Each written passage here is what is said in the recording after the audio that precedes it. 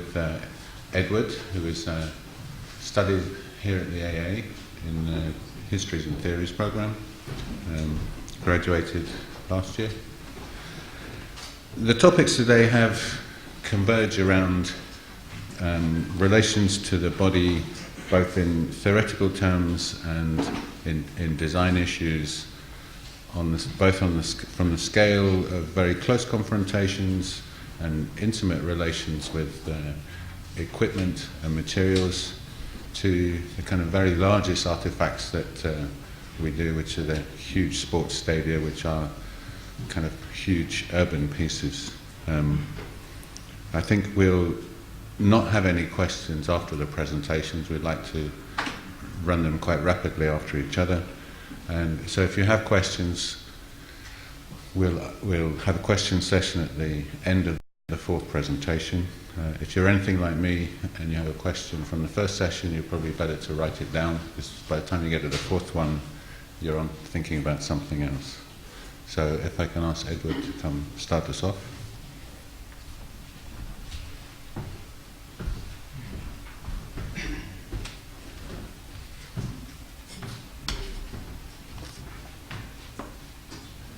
Thank you very much. I should say, despite the rather grandiose title I was given on the occupational title I was giving on the poster, I'm actually not going to say a whole lot about architecture, actually virtually nothing. I'm going to take the opportunity at a sports conference to kind of do a little armchair sports sociology as someone who studied architecture. I should also say a quick thing about the title, Decontrolled controlling, because it does sound like something an architectural theorist from New York might say. It's not actually my term, or at least not originally my term. There's a quite seminal work in the sociology of sport by Norbert Elias and Eric Dunning called The Quest for Excitement, and it's basically one of the early works exploring what exactly are the motivations for sports. And the two primary things they discuss, the second of which they title or give the aphorism controlled decontrolling, which refers to sports providing a certain outlet for the release of emotion or aggression that is otherwise suppressed in the sort of process of being civilized. And they call that controlled decontrolling. I'm using it here not because I have any truck with their use of the term, and I'm not going to actually talk about them again, but more because the inversion, as I've used it, I think expresses a certain attitude, and that's actually what I want to talk about, a certain attitude more than anything else.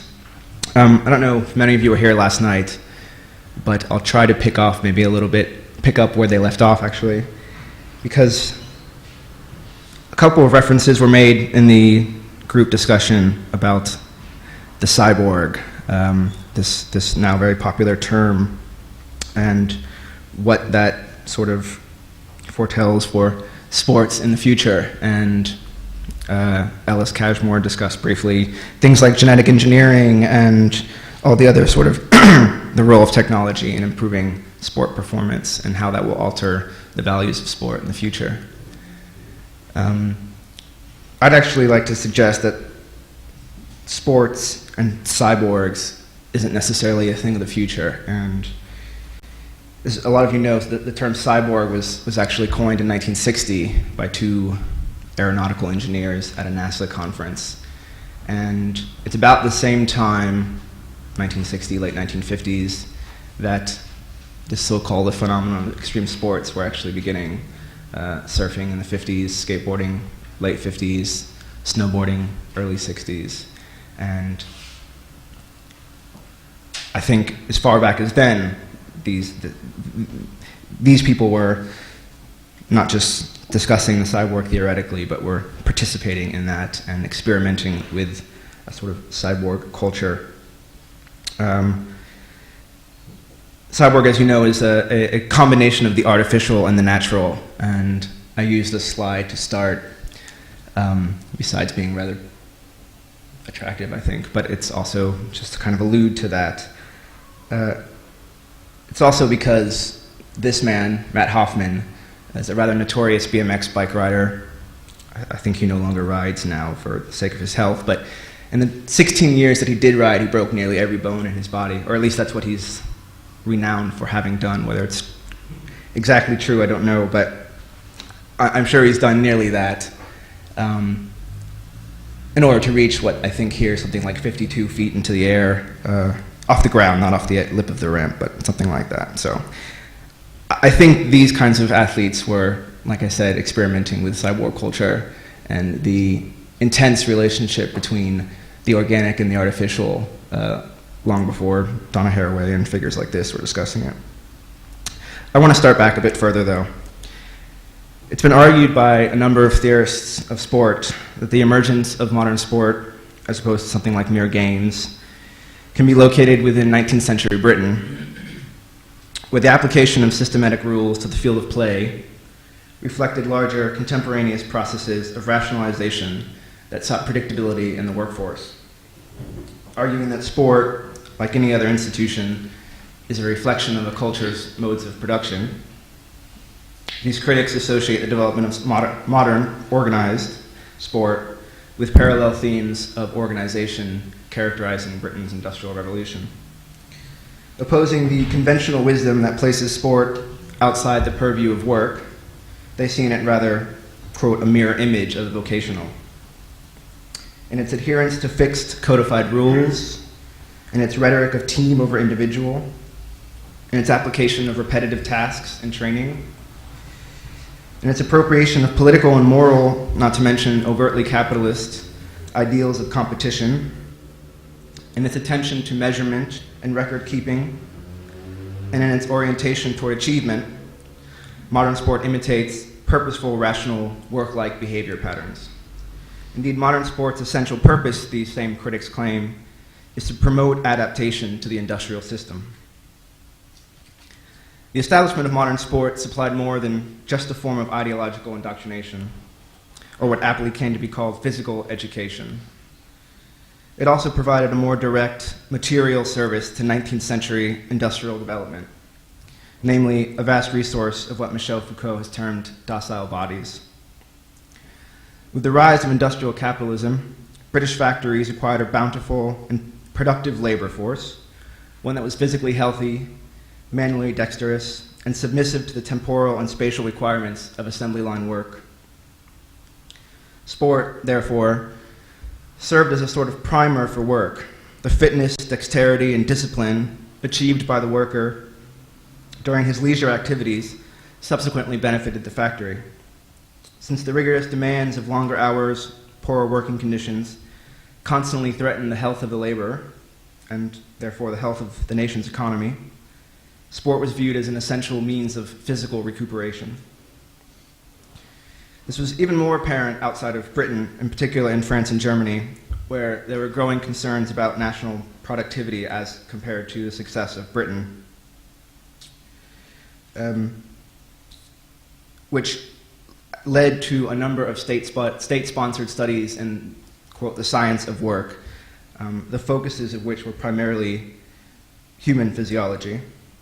As the historian Anson Robinbach, which many of you are probably familiar with, has shown in his exceptional study of 19th century social preoccupation with fatigue, European countries sought a number of means during this period to conserve, deploy, and expand the energies of the laboring body in order to harmonize its movements with those of the industrial machine. Significantly, the competition between contrasting theories for obtaining what was referred to as the optimal performance of the laborer was often played out in heated debates over physical education within schools. That sport and labor were commingled in this enterprise is illustrated quite clearly by the case of France. During the 1870s, inventor Étienne-Jules Marey, which many of you are also familiar with, gained notoriety with his innovative time and motion studies using a technique called chronophotography. His work generated considerable interest, especially regarding speculation as to its particular uses. In 1886, Marey put forward his own opinion on the matter, stating that the proper applications of his studies was, quote, to man at work, so that he can regulate his movements with the least fatigue possible. And indeed, several years later, in 1894, one of Murray's assistants, Charles Fremont, became the first individual to conduct studies of physical labor using chronophotography, superimposing successive images of one complete cycle of a forger hammering iron in order to discover the most efficient technique.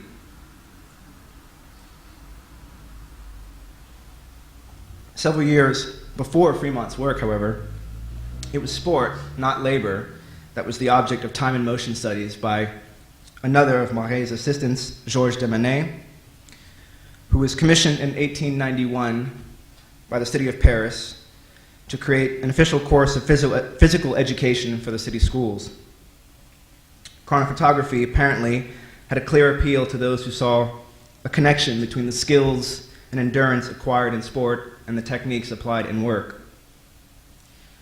Exercise was no longer to be a disorganized and diffuse distribution of exhaustion and pain, but a rigorous, standardized set of activities based on the repeated and calculated deployment of physical energy.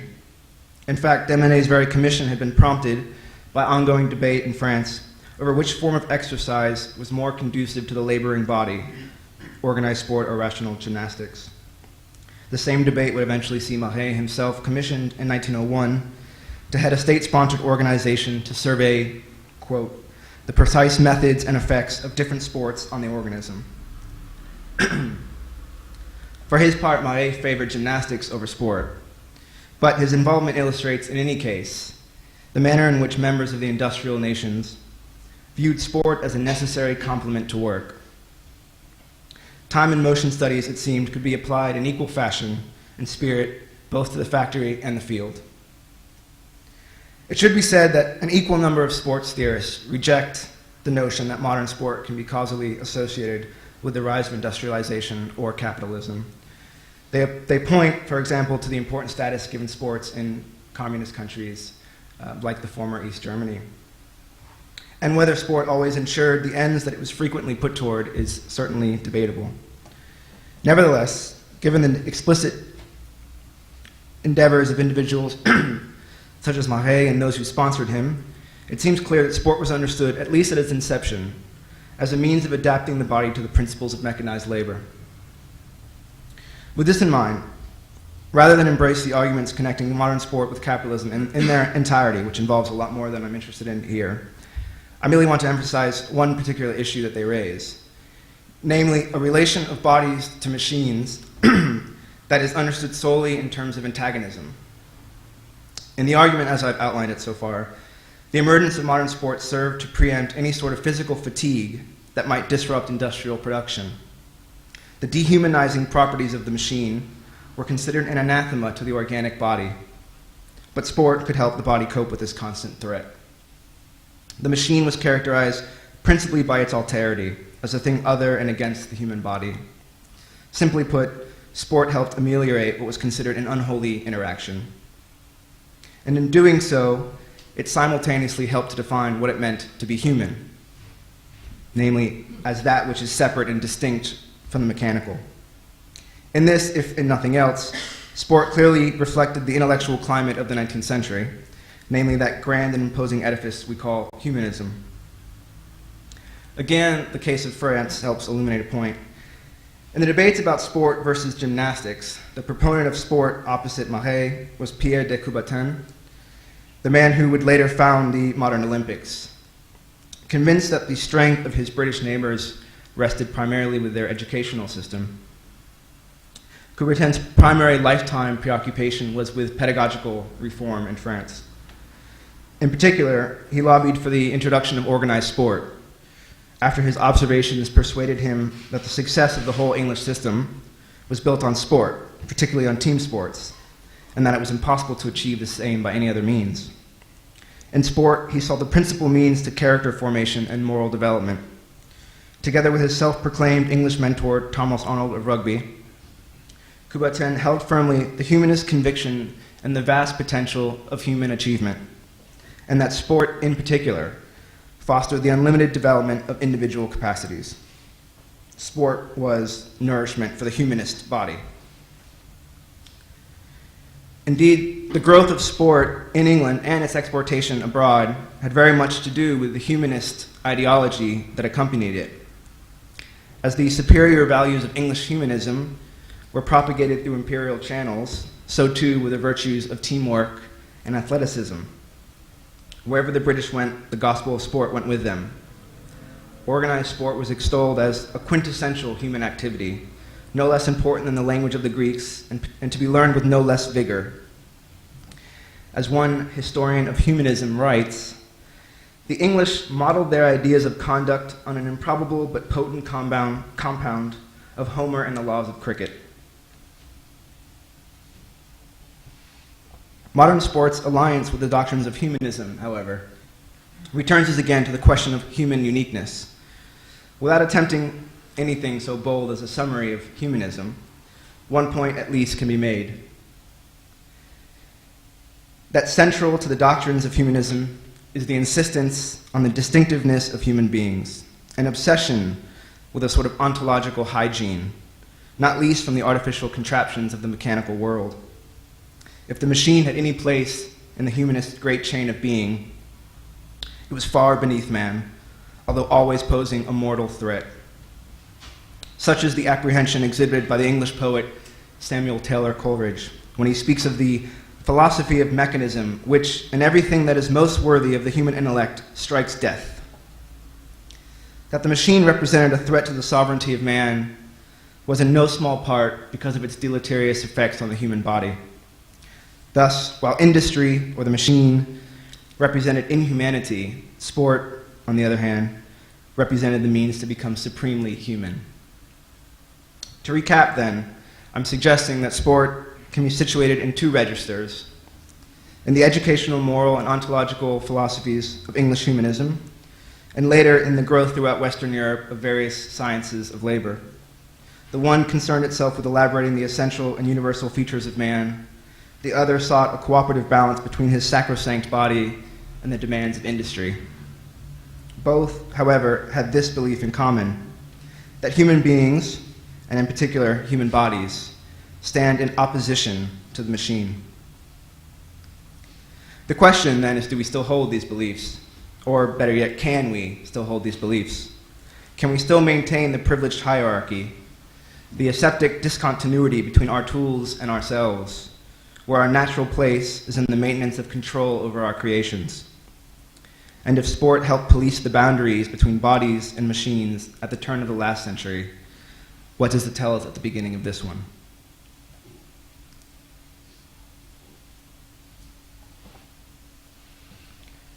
Over the past 40 years, and in particular over the past decade, a new breed of sport has emerged. Often grouped together, the activities are in fact numerous and diverse, yet what binds them, as we shall see, is that they share very little with 19th century sport. Nevertheless, we have decided to label them sports, perhaps because we lack a better term, not that one hasn't been sought. They're difficult to define, but as interest in them has grown, and as sports theorists have sought to make sense of them, a host of names has emerged.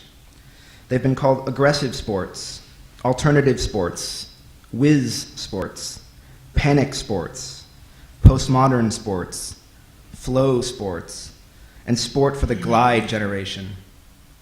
The practitioners of these various activities are themselves ambivalent. Some see what they do as sport, others see it as art. Quite a few others scorn the impulse to categorize. The most common title, however, has got to be extreme sports. Extreme sports include, but are certainly not limited to, surfing, skateboarding, windsurfing, skydiving, cave diving, mountain biking, aggressive inline skating, whitewater kayaking, snowboarding, hang gliding or paragliding, mountain or ice climbing, street luge, base jumping, and BMX freestyle riding. Their spaces of performance are indiscriminate. Extreme sports take place on land, in the air, and on water. In fact, rarely having any specified terrain, they often appropriate locales never intended for their use. Skateboarders, in particular, are well known for transforming the most banal pedestrian sites into veritable parks. On the one hand, such appropriation is the result of innovation, the willingness to see things differently.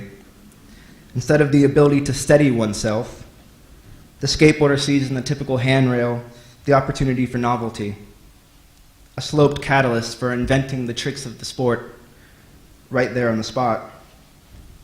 Indeed, the constant reinvention of one's trick vocabulary, as one well-known inline skater puts it, is what distinguishes the best skaters, those who can create something out of nothing, who have the vision to see possibilities where there were none before. On the other hand, this constant novelty is also the result of marginalization, new terrains flourishing under enforced exclusion from others. Snowboarding, for example, nearly disappeared after first emerging in the 1960s, when a general ban lasting nearly 20 years was imposed by most of the major ski fields in the United States and Europe. The ultimate result, however, was a new breed of risk-taking snowboarders, as those dedicated to the sport had to take their activities elsewhere, namely the slopes deemed too dangerous to be used by normal skiers. And since many of these areas were also legally restricted, snowboarders often took to them at night under the cover of darkness.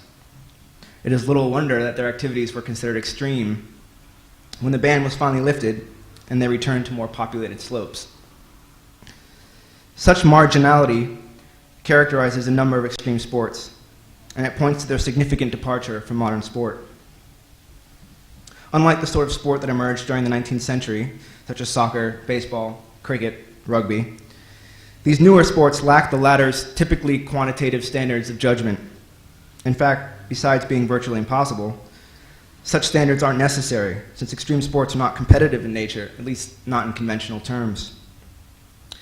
With the exception of a few recent attempts to recuperate the profitability of extreme sports, like the commercially oriented X Games, there are no points earned, no goals scored, gains in yardage achieved, nor any winners or losers.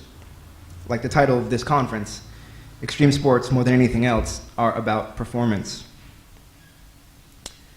Besides this disregard for goal-oriented achievement, extreme sports differ from modern sport in several other ways. For the most part, they are individual endeavors rather than team sports, dispensing with the need for rigid organizational structure or the hierarchical arrangement of coaches and players. Rules are non-existent, as are strict objectives. Spectatorship is optional, and in some cases impossible, like in the case of cave diving. And unlike modern sport, whose development coincided with the invention of new devices for measuring time, as well as an emphasis on the precision required by industry, extreme sports are rarely subject to the authority of the game clock, that demand for greatest productivity within a fixed amount of time. In fact, many extreme sport athletes have reported experiencing an uncanny blurring of linear time during their performance, where the event seems frozen or extended all out of proportion in a sort of time dilation effect. Some theorists of extreme sports have suggested that this experience is one of transcendence. Proponents of flow theory, which is one school of thought on sports, for example, claim that because of the deep concentration on the activity at hand, the person in flow loses temporarily the awareness of self. Where the advocates of sport in the 19th century spoke of extracting the optimal performance of the laborer, flow theorists refer to the optimal experience of extreme sports, where the athlete encounters a merging of activity and awareness. Writing just a few years before extreme sports flourished in the 1960s, psychoanalyst Michael Balint used the term philobat to describe persons who used risk-taking as a means of recapturing what Freud called primary ego feelings, one's memories before the ego became separated from the external world. For a philobat, the greater the danger that is faced and conquered, the greater that is achieved, and the thrill ensues from feeling at one with the world. Admittedly, the presence of risk is not always the primary motivation for engaging in extreme sports. Nevertheless, it is clear we are some distance from the ideals of modern sport. Obviously, a fit and healthy body is no longer a central objective, far from it. As the name suggests, extreme sports usually involve a high risk of injury, if not death. And while transcendence is a rather loaded term, the assessment of which I'd prefer to leave to the athletes themselves, it does at least point to a radical shift in the relation between the athlete and his or her environment. Such changes can be attributed, in part, to the fact that we live in a post-industrial society. As we've seen modern sport emerge at the height of industrialization, and its patterns of behavior were structurally symmetrical. Sport produced the healthy physiology necessary to the laboring body. In our post-industrial society, however, sport is relieved of this purpose, leading to novel conceptions of valid sporting activity. Hence, we see the emergence of extreme sports, where the prospect of breaking bones or even losing one's life is an acceptable correlate of engaging a particular sport activity. But there's more at stake here than the dissolution of the machine economy. For extreme sports reflect not the absence of the machine, but a novel attitude toward it, and in particular toward its relation to the body. And in contrast to modern sport, that relation is characterized more by integration than opposition. 8 or 9 years ago, a man named Michael Bain decided to make a list of 13 extreme sports, complete each one, and then, if he survived, to write a book to tell about it. Flipping through the pages of that book, one gets a sense of the sort of relationship that I'm referring to. Tearing down the side of a mountain at nearly 50 miles per hour, Bain tells us he came to the conclusion that the bike knows what it's doing. When in doubt, go faster. Trust the machine. And while time begins to lose meaning, he has a sensation that he is welded to the bike. Describing another item on the list, windsurfing in gusts of up to 65 miles per hour, Bain explains that you can't just stand on one of these boards and sail. You have to participate. You have to fly them, your body hooked into the boom. The board will respond like a carbon fiber rocket, a contraption made up of carbon fiber, aluminum, and flesh. And while learning how to perform self-arrest, the technique of using an ice axe to stop yourself from sliding off a cliff, should you happen to lose your footing while ice climbing, he will come to think of his axe as an extension of his body, since in the case that it's needed, his reaction will have to have the speed and certainty of a reflex.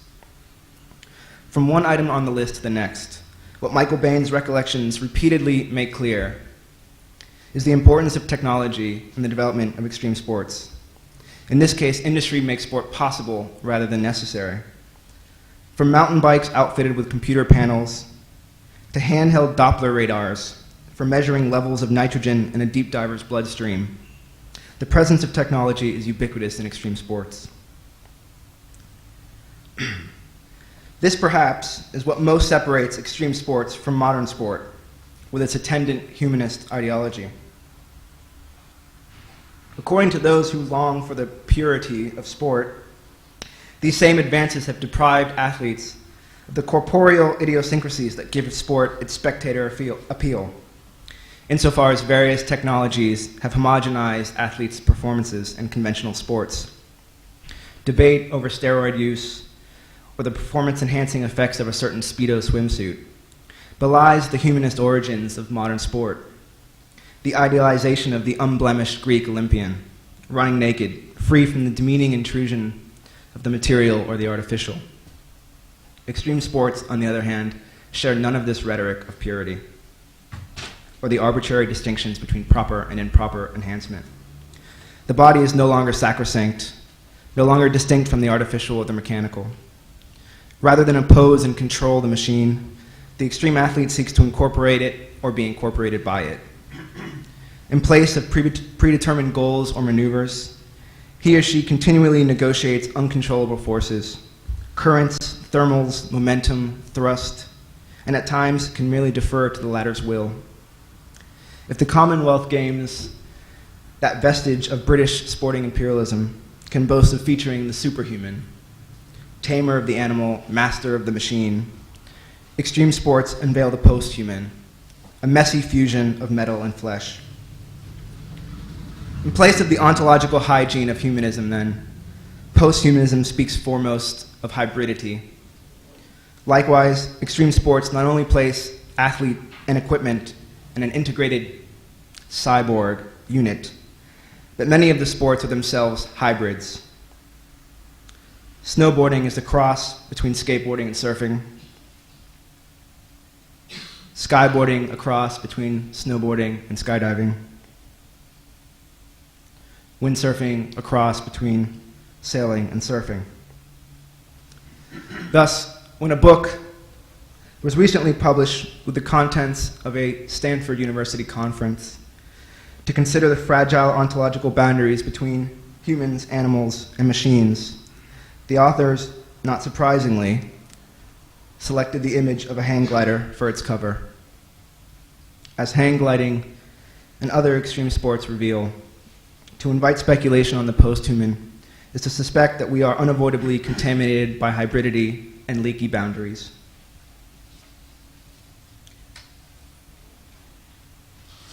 The implications of all this for architecture are intriguing, even if the precise response at this point is unclear. When a London doctor opens the door to his office, activates the lights, and turns on his computer, all with radio signals emitted from a silicon chip spliced into his forearm, we have passed a definitive boundary between ourselves and our built environment. And despite architecture's long and sordid history with both bodies and machines, this is new and unexplored territory, although I assume it won't be for very long. What will be required, one can be sure, is a new understanding of how we operate with, or perhaps incorporate, our built environment, one that doesn't depend on top-down models of control that we are accustomed to. As Michael Bain learned when he ticked off the hang gliding item on his list of 13 extreme sports, the main problem is over-control. Part of learning how to fly now, he writes, is learning a light touch so you don't disturb the glider. Perhaps we'll have to develop the same mercurial relation to our architecture, the same willingness to defer to the uncertain, to experience a mode of decontrolled controlling. No doubt this will alarm those who already see in architecture too great a complicity in the regulation of bodies. But as extreme sport athletes know well, the price of crossing boundaries is a little bit of risk. Thank you.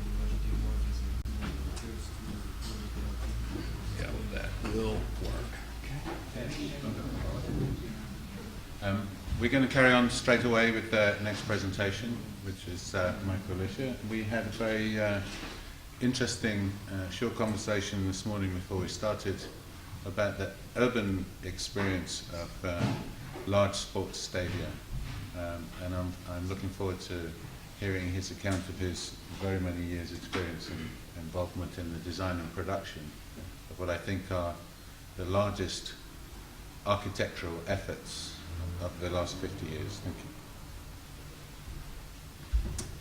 Thank you very much. It's a pleasure to be here this morning, December 7th, which happens to be Pearl Harbor Day. But we're not going to talk about that this morning. What I'd like to do is look into the crystal ball a little bit here this morning and try to understand what the future of Stadia design might be by examining current design trends.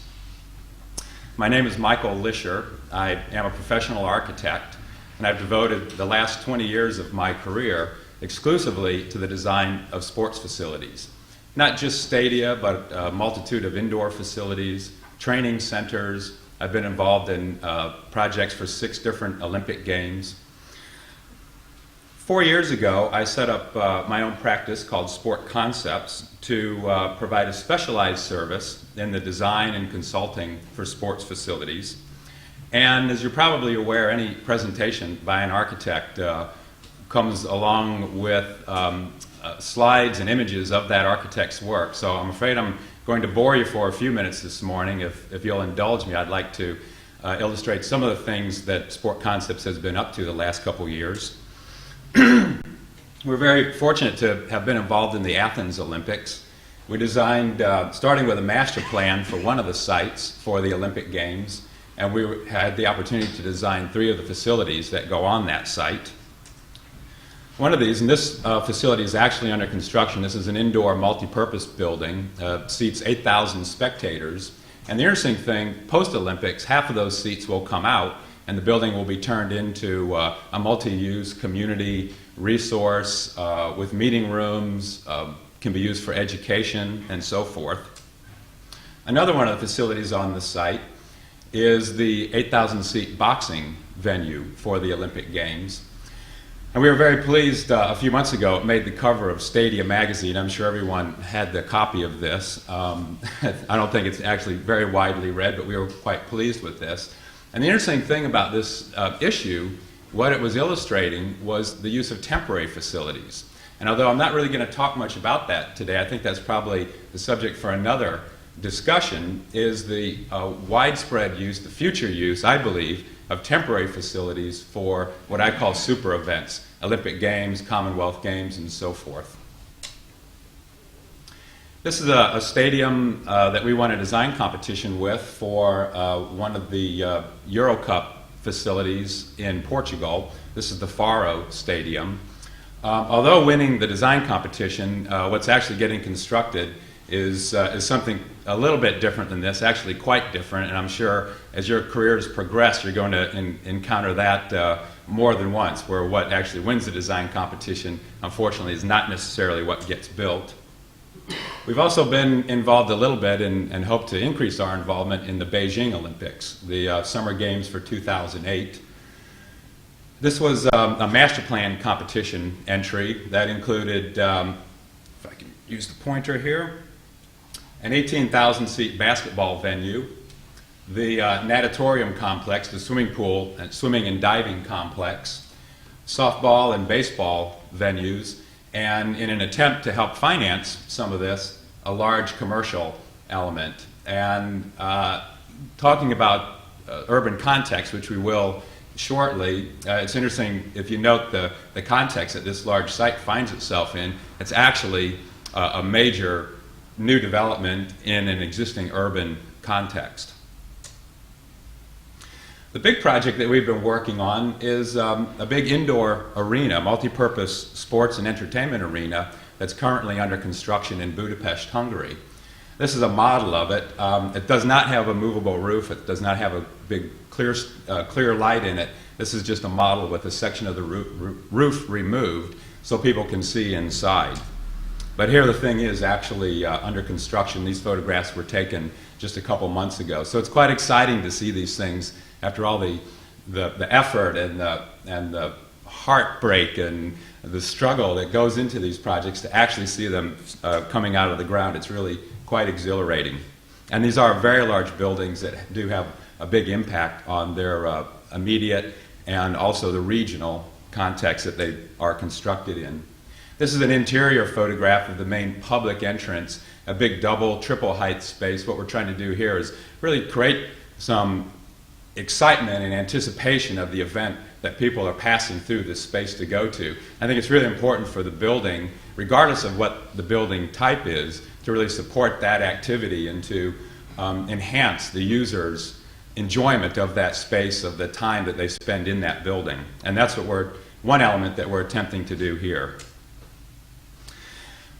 This is some very conceptual work that we have been involved in and continue to be involved in for the Singaporean government. They're looking at various options for constructing a new national stadium. But they have a unique requirement with this in that they want a covered stadium, as most stadia are these days. However, they have one major event a year that's really the driving force for the construction of this building. and it's called their National Day Parade. And one of the features of this event is a flyby of the Singaporean Air Force. So we have a problem if we have a stadium covered with a roof, how can we accommodate a flyby? So we came up with this idea of actually raising the roof in a very short period of time simply to accommodate a flyby by the Singaporean Air Force. Our client was quite taken by this, and hopefully early next year, we're going to be able to get involved in developing this in a little bit more detail. And that actually leads me quite handily into the subject today of what is the future of Stadia going to behold for us. But to tell you the truth, I think before we look at that, it's very useful to go back in time a little bit and see where Stadia have come. And from a sports design point of view, to be honest, what we're doing today is nothing new. Most of you probably recognize this as the Roman Colosseum. This was constructed in 80 AD. It seats 55,000 spectators, had VIP facilities, and even a movable roof over the majority of the seats. So although the stuff we're working on today is wild and wonderful, we really have to understand where we've come from. And frankly, the Romans invented most of what we're doing today. Although stadia have been built through the ages, I think it's useful to start the analysis with the early 1960s. And this is really what I see as the start of the modern era of stadia development. And it actually kicked off an era of tremendous stadium development and construction that continues through to today. And hopefully, from my point of view, business point of view, will continue for decades to come. Now, there's a number of social and cultural reasons why the 1960s is really the start of the modern era, and things like the production of live sports on television, where you can get sporting events beamed right into your living room, all contributed to the popularity of sports. But what I'd like to do is trace the technological development of stadia, because I think when you look back in time, the great public buildings that cultures construct really represent the height of their engineering ability and their technological prowess. And it's that legacy that those cultures leave behind that we today can try to understand how advanced that culture was from these large public investments that those cultures made. When we think of Rome, ancient Rome today, this is the icon that comes to mind for many architects. Now, in my mind, the seminal building of the modern era is the Houston Astrodome. This was constructed in 1965. It was really pushing the engineering technology of the day to the limit. It's a large glass and steel rigid roof structure that spans some 196 meters, covering 60,000 spectators. You would think that this would take care of the needs of the client of the day, but there was an ever persistent push for bigger and better. The clients wanted more space, more flexible space. And so really, I think what we had in the 1960s was clearly a race for space, but it was not only up in the air, it was also on the ground with the demand and need for larger and larger covered spaces to accommodate sports and entertainment facilities. The next technological development was air-supported structures.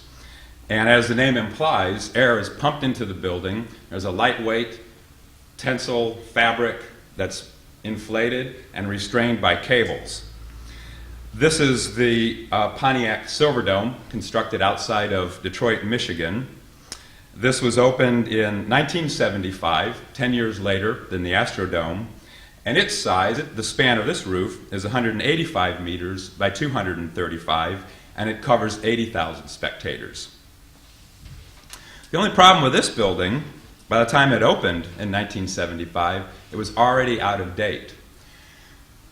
The oil embargo of the early 1970s drove the cost of energy astronomically, quadrupled overnight virtually in North America. And the problem with these air-supported structures is the constant input of electrical energy in order to run the fans to keep these buildings pressurized. So although this opened in 1975, it was already a dead end. The technology had already hit a brick wall because it simply wasn't economically viable to construct these large buildings and keep them operational. Now the ones that were constructed are still operating, much to the taxpayers' chagrin, because they're the ones that have to foot the bill for the operation of these things. So the clients went back to the design profession, and the engineers and architects needed to come up with a new roof technology that could span large spans with very lightweight materials that didn't require a constant input of cost and energy. And what developed was called the tensegrity dome, or a cable net dome. This was first used in the 1986 Korean Olympics for the Olympic indoor arena. And this example, the largest to date, is the Georgia Dome in Atlanta, Georgia. This was constructed or opened in 1992 and accommodates, again, about 75,000 spectators. But the roof structure is unique. It's lightweight, it floats. To look at it, you can't really understand how it stays up in the air. I don't understand it, and the complex mathematics, as the engineer who was involved told me, was nonlinear, whatever that means, mathematics that could only be accommodated with the computer technology of the late 80s and early 90s. Effectively, what all that means is that all of the tensile forces in the roof are resisted by cables, and all of the compressive forces in the roof are resisted by very slender columns that are virtually invisible in this view of the interior.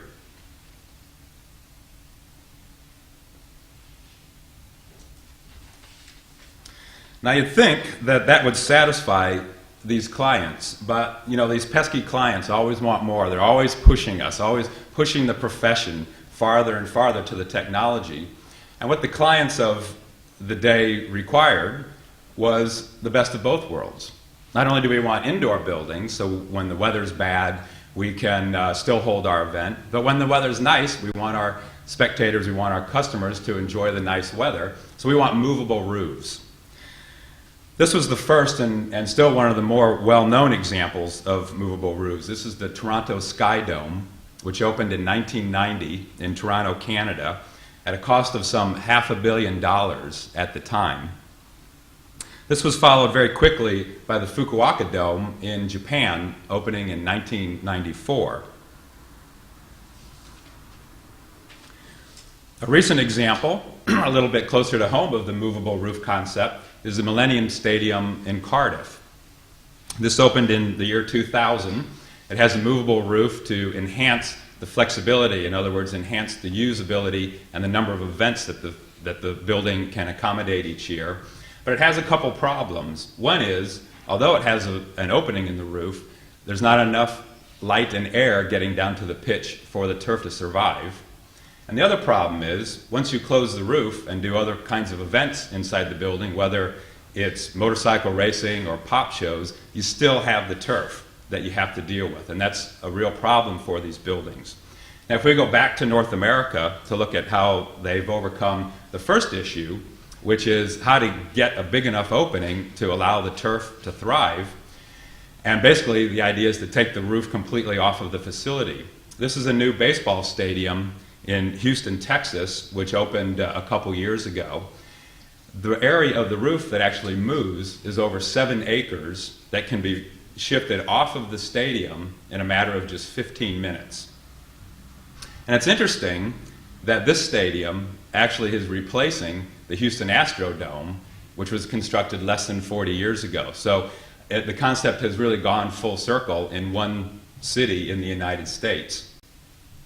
But this doesn't solve the problem of what do we do with the turf? What do we do with the grass if we want to do other things in the building? Baseball facilities don't really need to deal with this because they have over 80 home games a year, unlike European football facilities. So here's one solution to what we do with that pitch. Well, we just move it out of the building. This is the Gelredome in Arnhem, Holland, which opened in 2001. It accommodates 30,000 spectators, and it is truly multi-purpose because it's open when they play football. If they do something else in there, the pitch moves outdoors and the roof closes.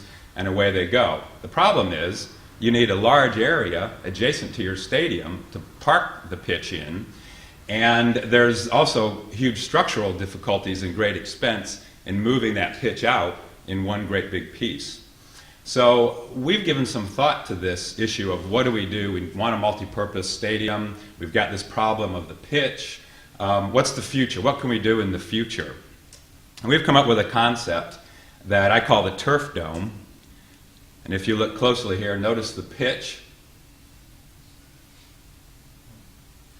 In this case, the pitch is staying where it's supposed to stay in the stadium. Rather than shifting the pitch outdoors, we're actually raising it vertically. So the pitch itself becomes the roof, killing two birds with one stone, so to speak, and there's certainly economical advantages of that. And you raise the roof, or the pitch, and then you have a completely indoor facility. Thinking a little bit laterally, if you parked it halfway, you could have half of a stadium on the roof, people playing football, and have an event taking simultaneously underneath the pitch, completely enclosed and weatherproof. The technology is available today to do this. And in fact, the weight of Tower Bridge, every time they raise the roadway on Tower Bridge, weighs much more than the weight of the pitch. So the technology is available here, and I believe it's just a matter of time before someone actually builds one of these facilities, and we hope to be involved in it.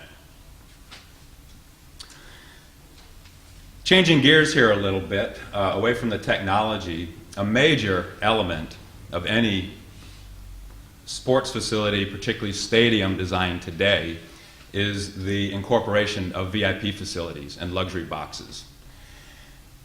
It's not really the quality of these facilities that amaze me and continue to amaze me, but it's the quantity. For example, your new stadium, the new National Stadium, Wembley, is going to have over 140 luxury boxes in the building. In addition to that, there's 15,000 club seats. Total capacity of the new facility will be about 90,000. Along with the luxury boxes and club seats come other VIP facilities in a modern stadium. These are usually located outboard of the seating bowl, and so they can take advantage of wonderful views of the city, of the context, regardless of where the stadium is.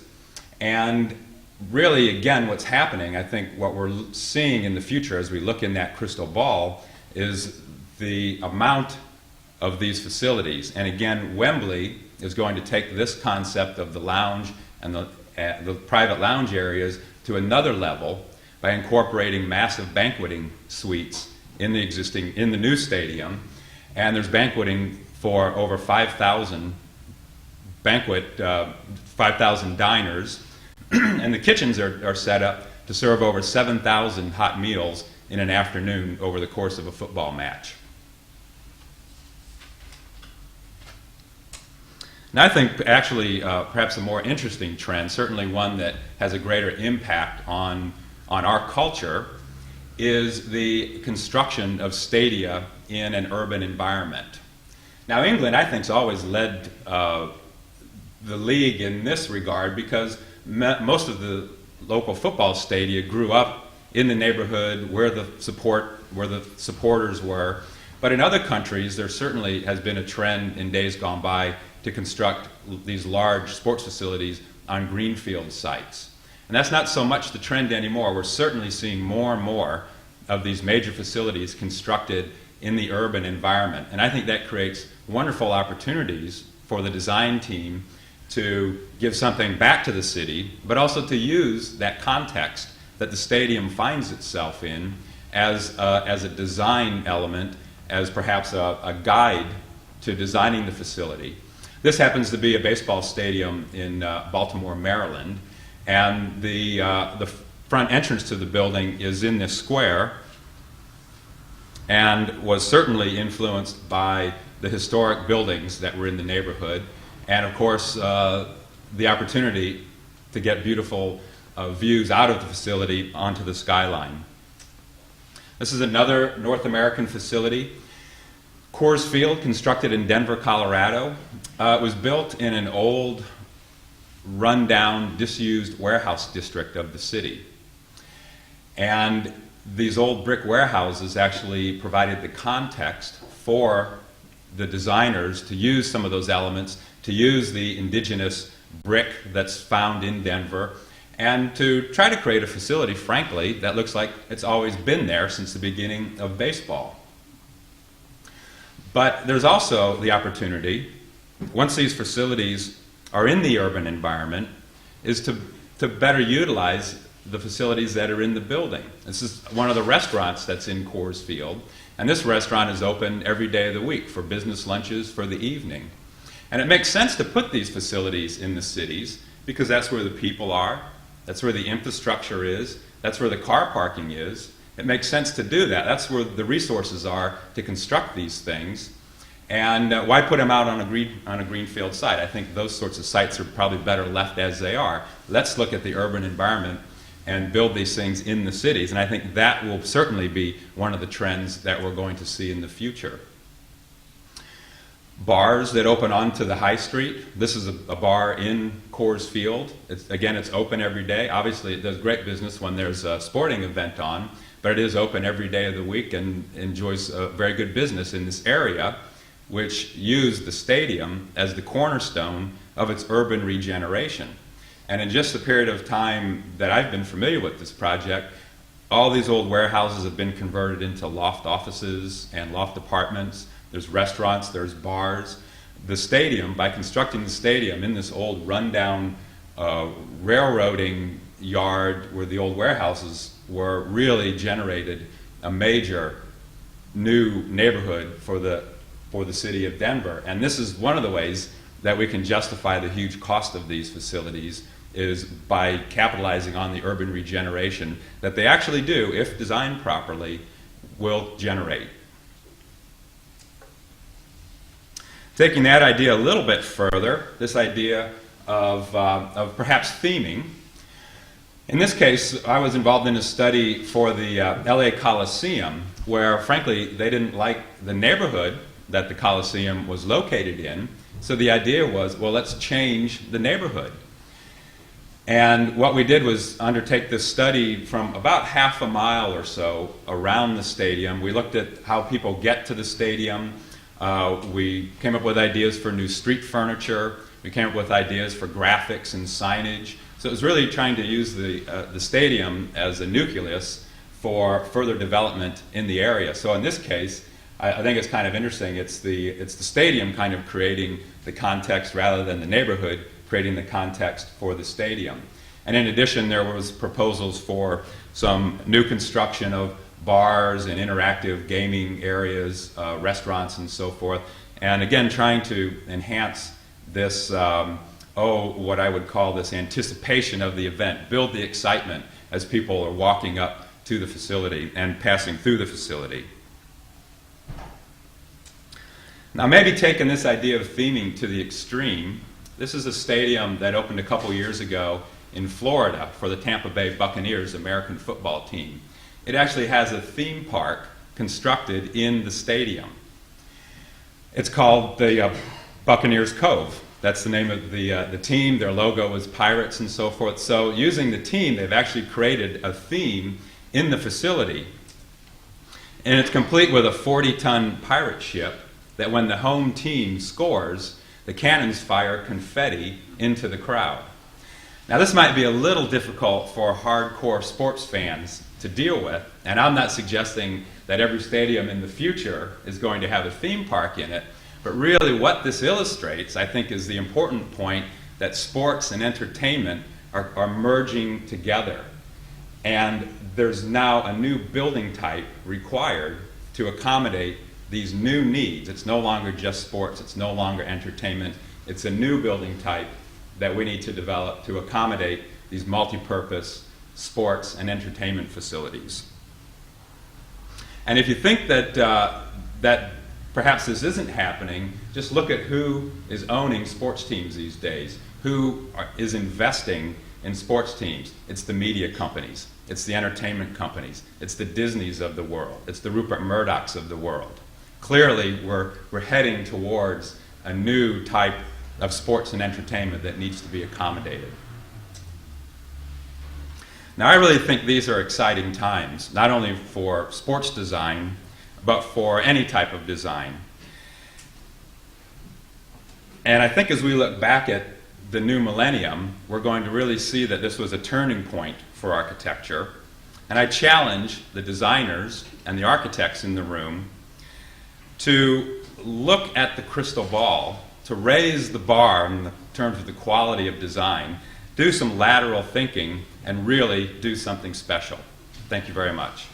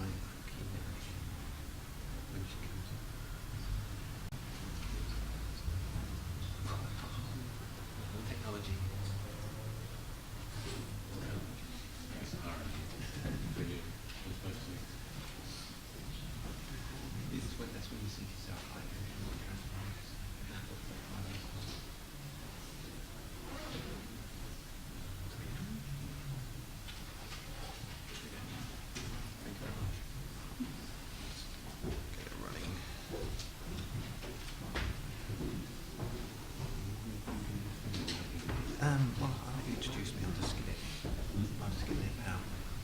Just make sure it's going to run.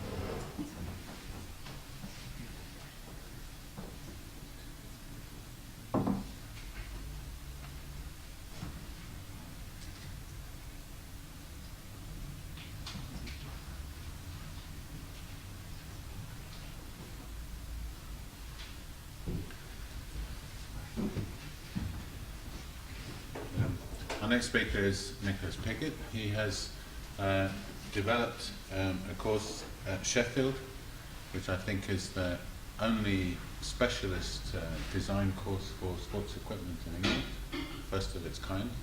And we're very pleased to have him here to speak about his work.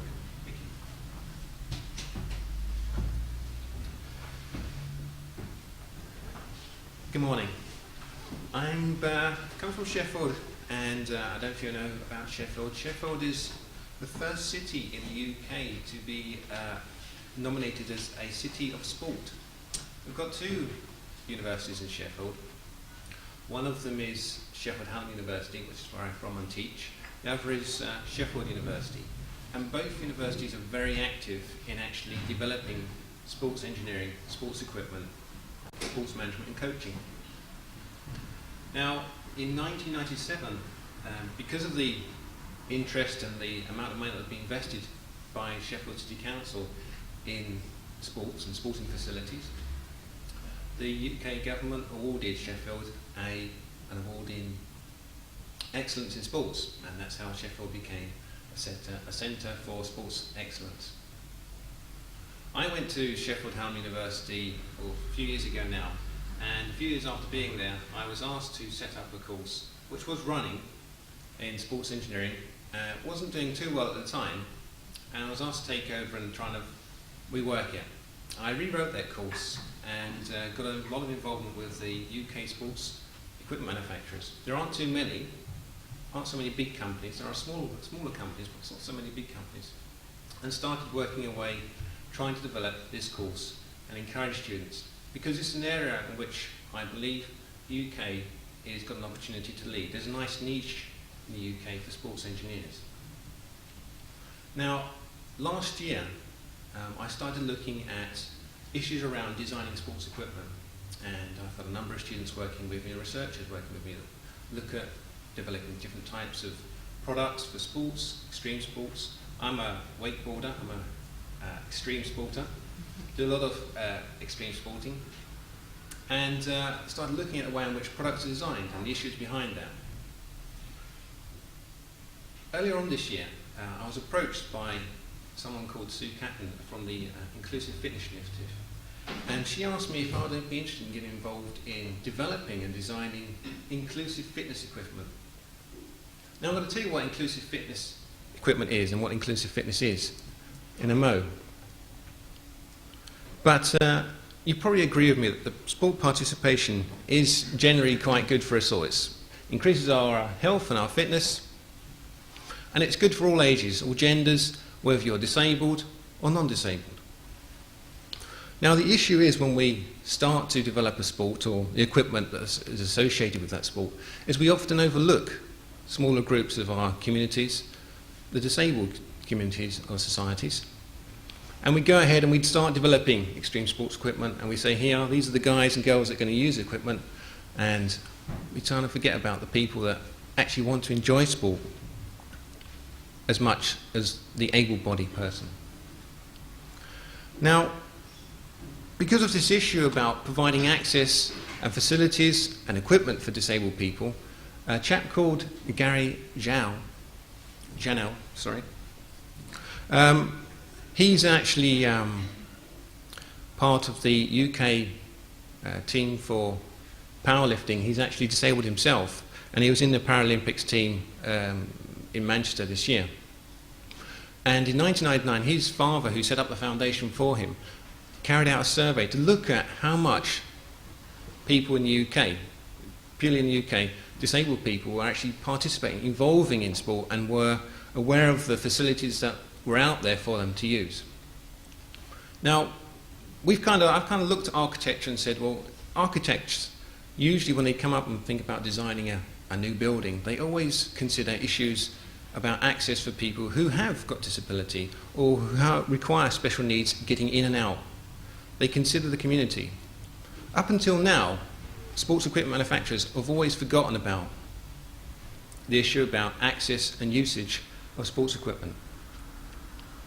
So a pat on the back for architects.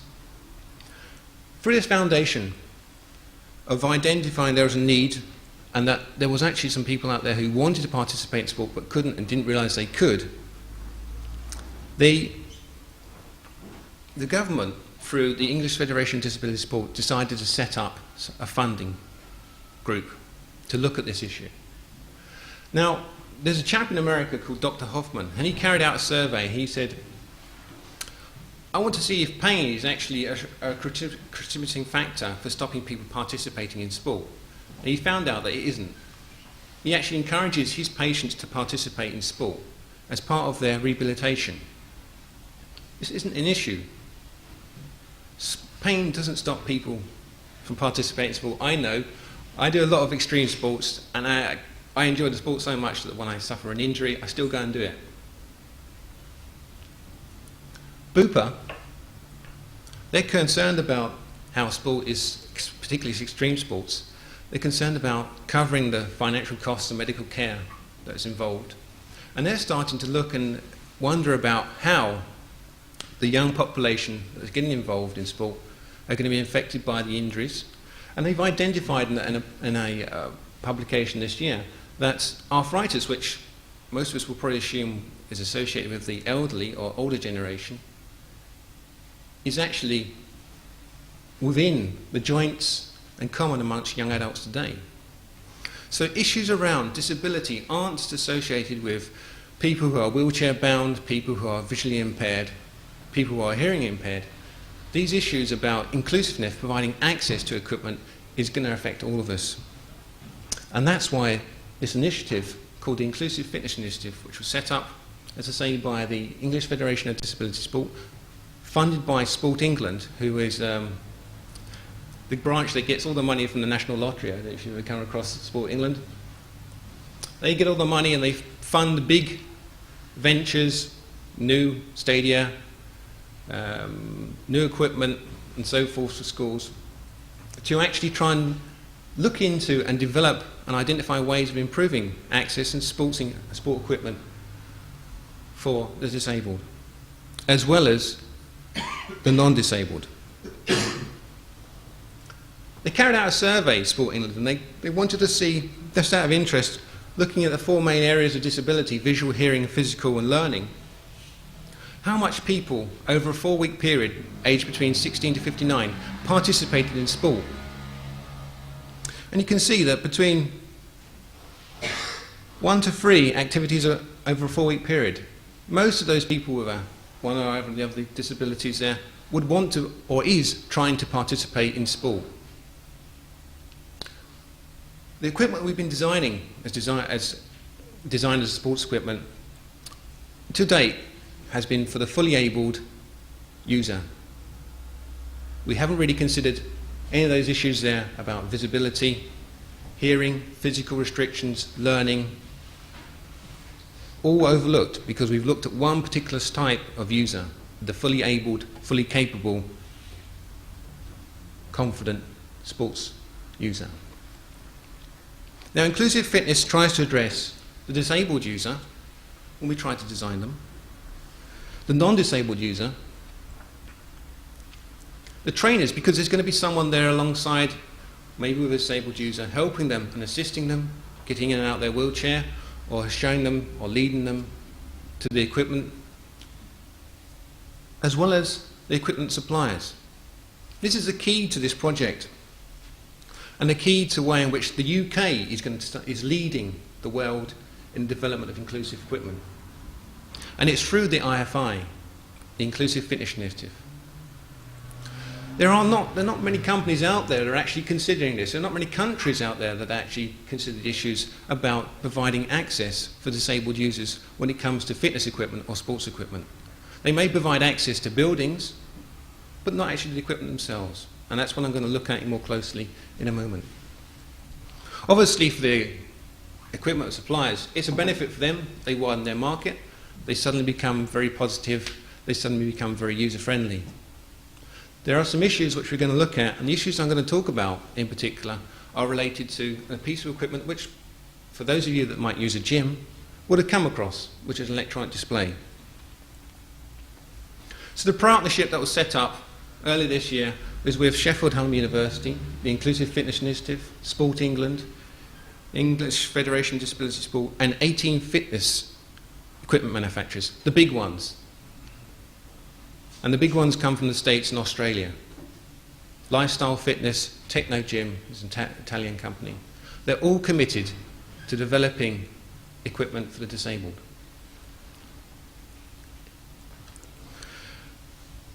We started along the road at Sheffield Hallam University, and we're trying to aim to achieve these objectives: to identify the standards that are needed to improve the equipment, and identify and develop the features that make an inclusive piece of equipment.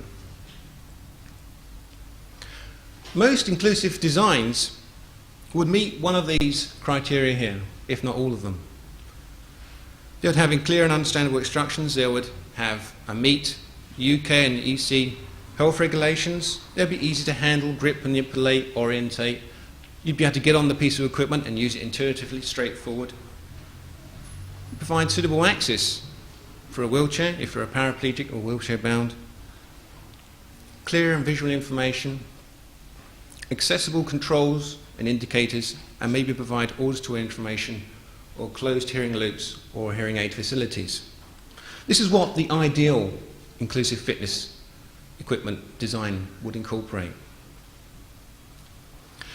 This is a lab that I've got, and in here I've got some prototypes of inclusive fitness.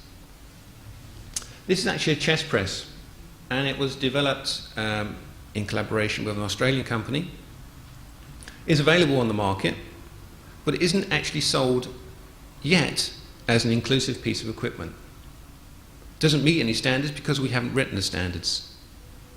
Standards for sports equipment design and manufacture across the world are actually quite limited. And that's one thing in which the IFI is actually trying to do, develop those standards. As you can see here, there's wide access there for a wheelchair to slot in, various scripts here, soft and padded, because not everyone has the same sort of degree of freedom of movement. You can easily, rather than use a wheelchair here, you could slot in a bench, and if you're recovering or recuperating from long-term or short-term illness, you can use this equipment. There are issues about this equipment. The handles, the little knobs just here, they're tiny, they're really hard to get hold of and grasp. If you've got arthritis or acute osteoarthritis, it's difficult to grab and move the actual level there to move to set the weights. You have to come out away from the equipment there to get round to the side access to move the weights as well. You can't, or you are, unless someone's there to help you. You've probably seen a piece of equipment like this before if you've been in a gym. This is how equipment's going to start to go. It's going to start to be aiming to help and assist both the abled and disabled users. You go into the gym today, and majority of the time you'll see a piece of equipment that has an electronic display bolted onto it to either set up your work program or work to a level of difficulty. Well, this piece of equipment here is very important, and it's something that I started to look at and my group started to look at in quite detail.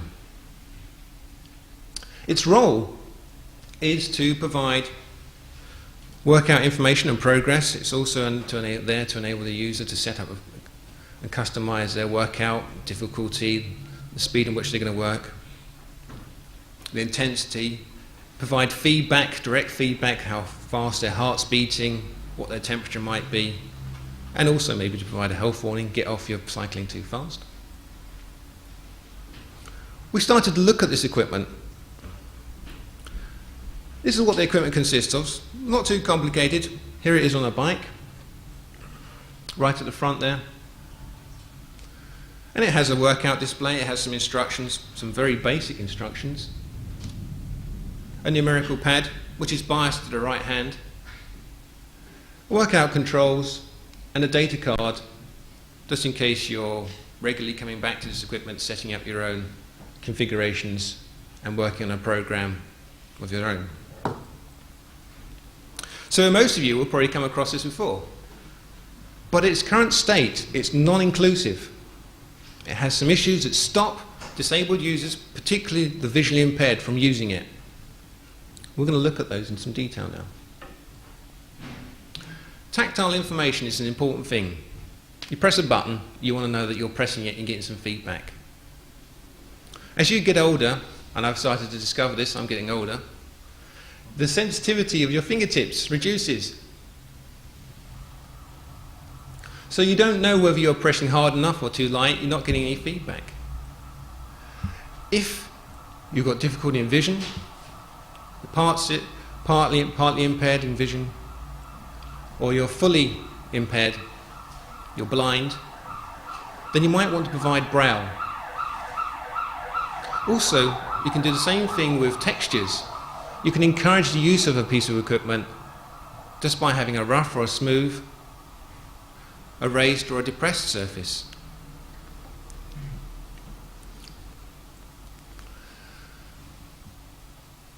As part of inclusive design, we've got visual information. This is very important. Clear, legible text. Going back to the previous example I gave a few moments ago, the text was tiny. It was 14 point in size. Quite complicated if you've got, like me, poor sight, or you're sitting back in a rowing machine, sitting quite a way back from it, 1 or 2 feet. Tiny text, you can't see what you're doing, or you can't see the readings you're getting back. If you can contrast colours, such as blue and yellows, they work more effectively than blues and greens. We're seeing with some LCD displays now that they're backlit. They can help with the user. Another important thing about inclusive is that the user themselves might have learning difficulties. And they might not understand the text that's there. So symbols can be quite useful. An interesting fact here is that 10% of the male population and 4.4% of the female population suffer from colour blindness. And yet there are still reds and greens used on displays. In fact, on the Stratus system, their display consists of red LEDs, which to a person who's colourblind is shades of grey. I've kind of looked at this, so this is information overload. This is a very good display. It's backlit. Okay, it uses red and green. The size of the buttons vary.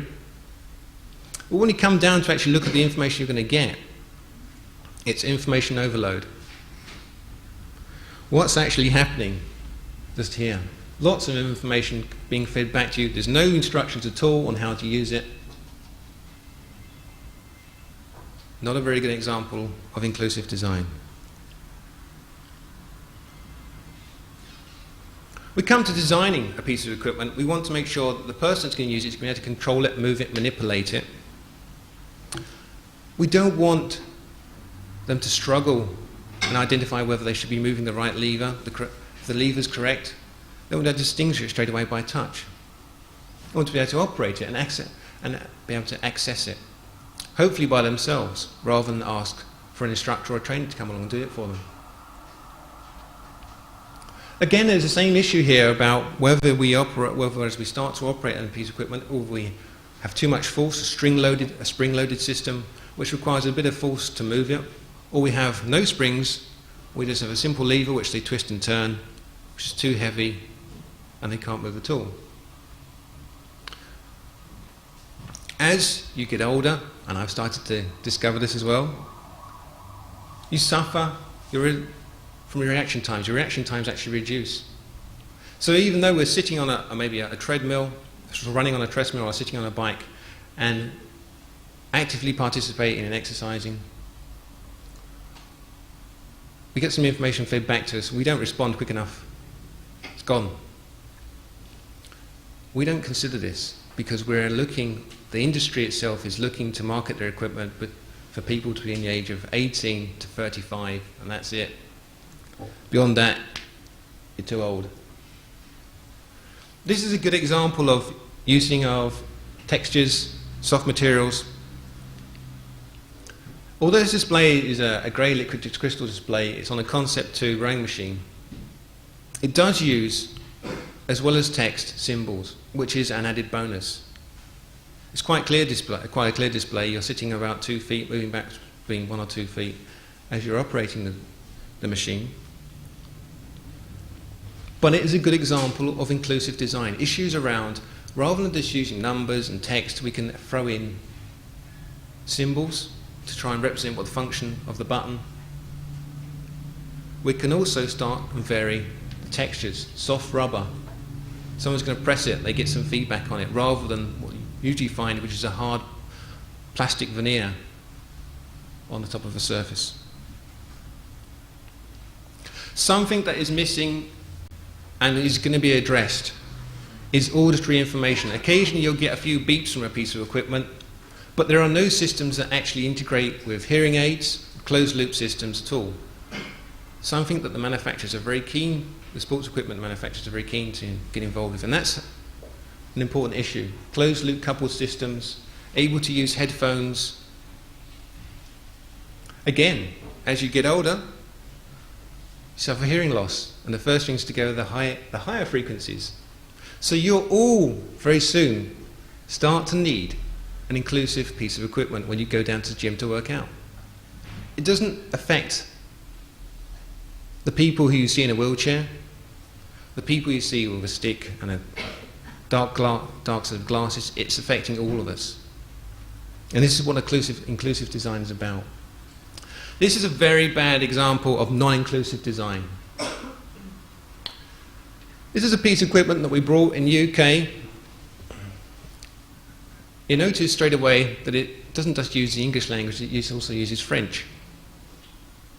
It uses multifunctional buttons that you have to press the sequence to know how they work. It uses a very, very small liquid crystal display. You're sitting about 2 to 3 feet away from that display, and they're 2 centimeters high.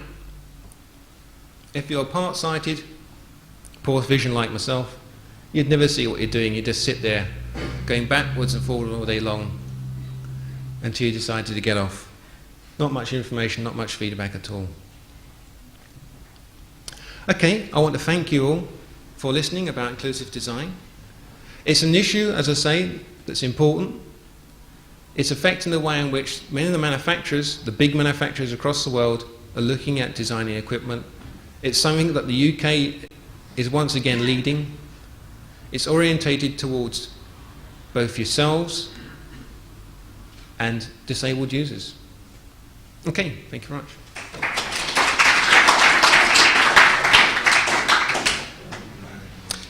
If you want any more information, there it is there. You can visit those websites. Okay. That shouldn't be too bad.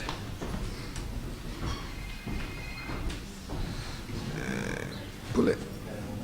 Just going to go.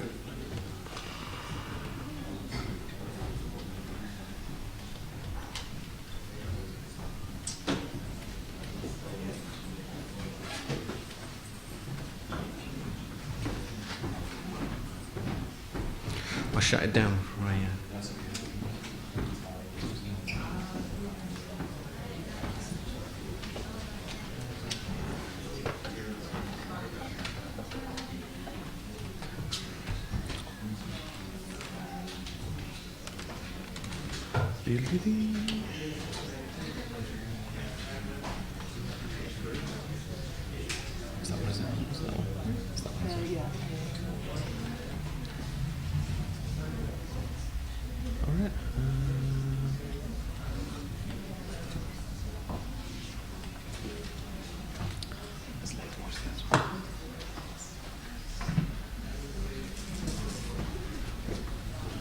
Okay, I'm very pleased to welcome Bernadette Blease, who likes to be known as Ben. She is a prostheticist, have I said? I never quite say that correctly. I think her work is really fascinating. It's also something she has been here before for a symposium. We hope to have a further involvement with her researches and work in the Emergent Technologies Programme. Ben.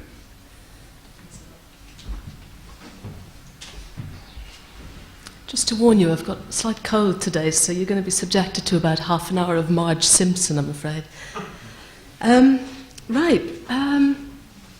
What was I going to say today?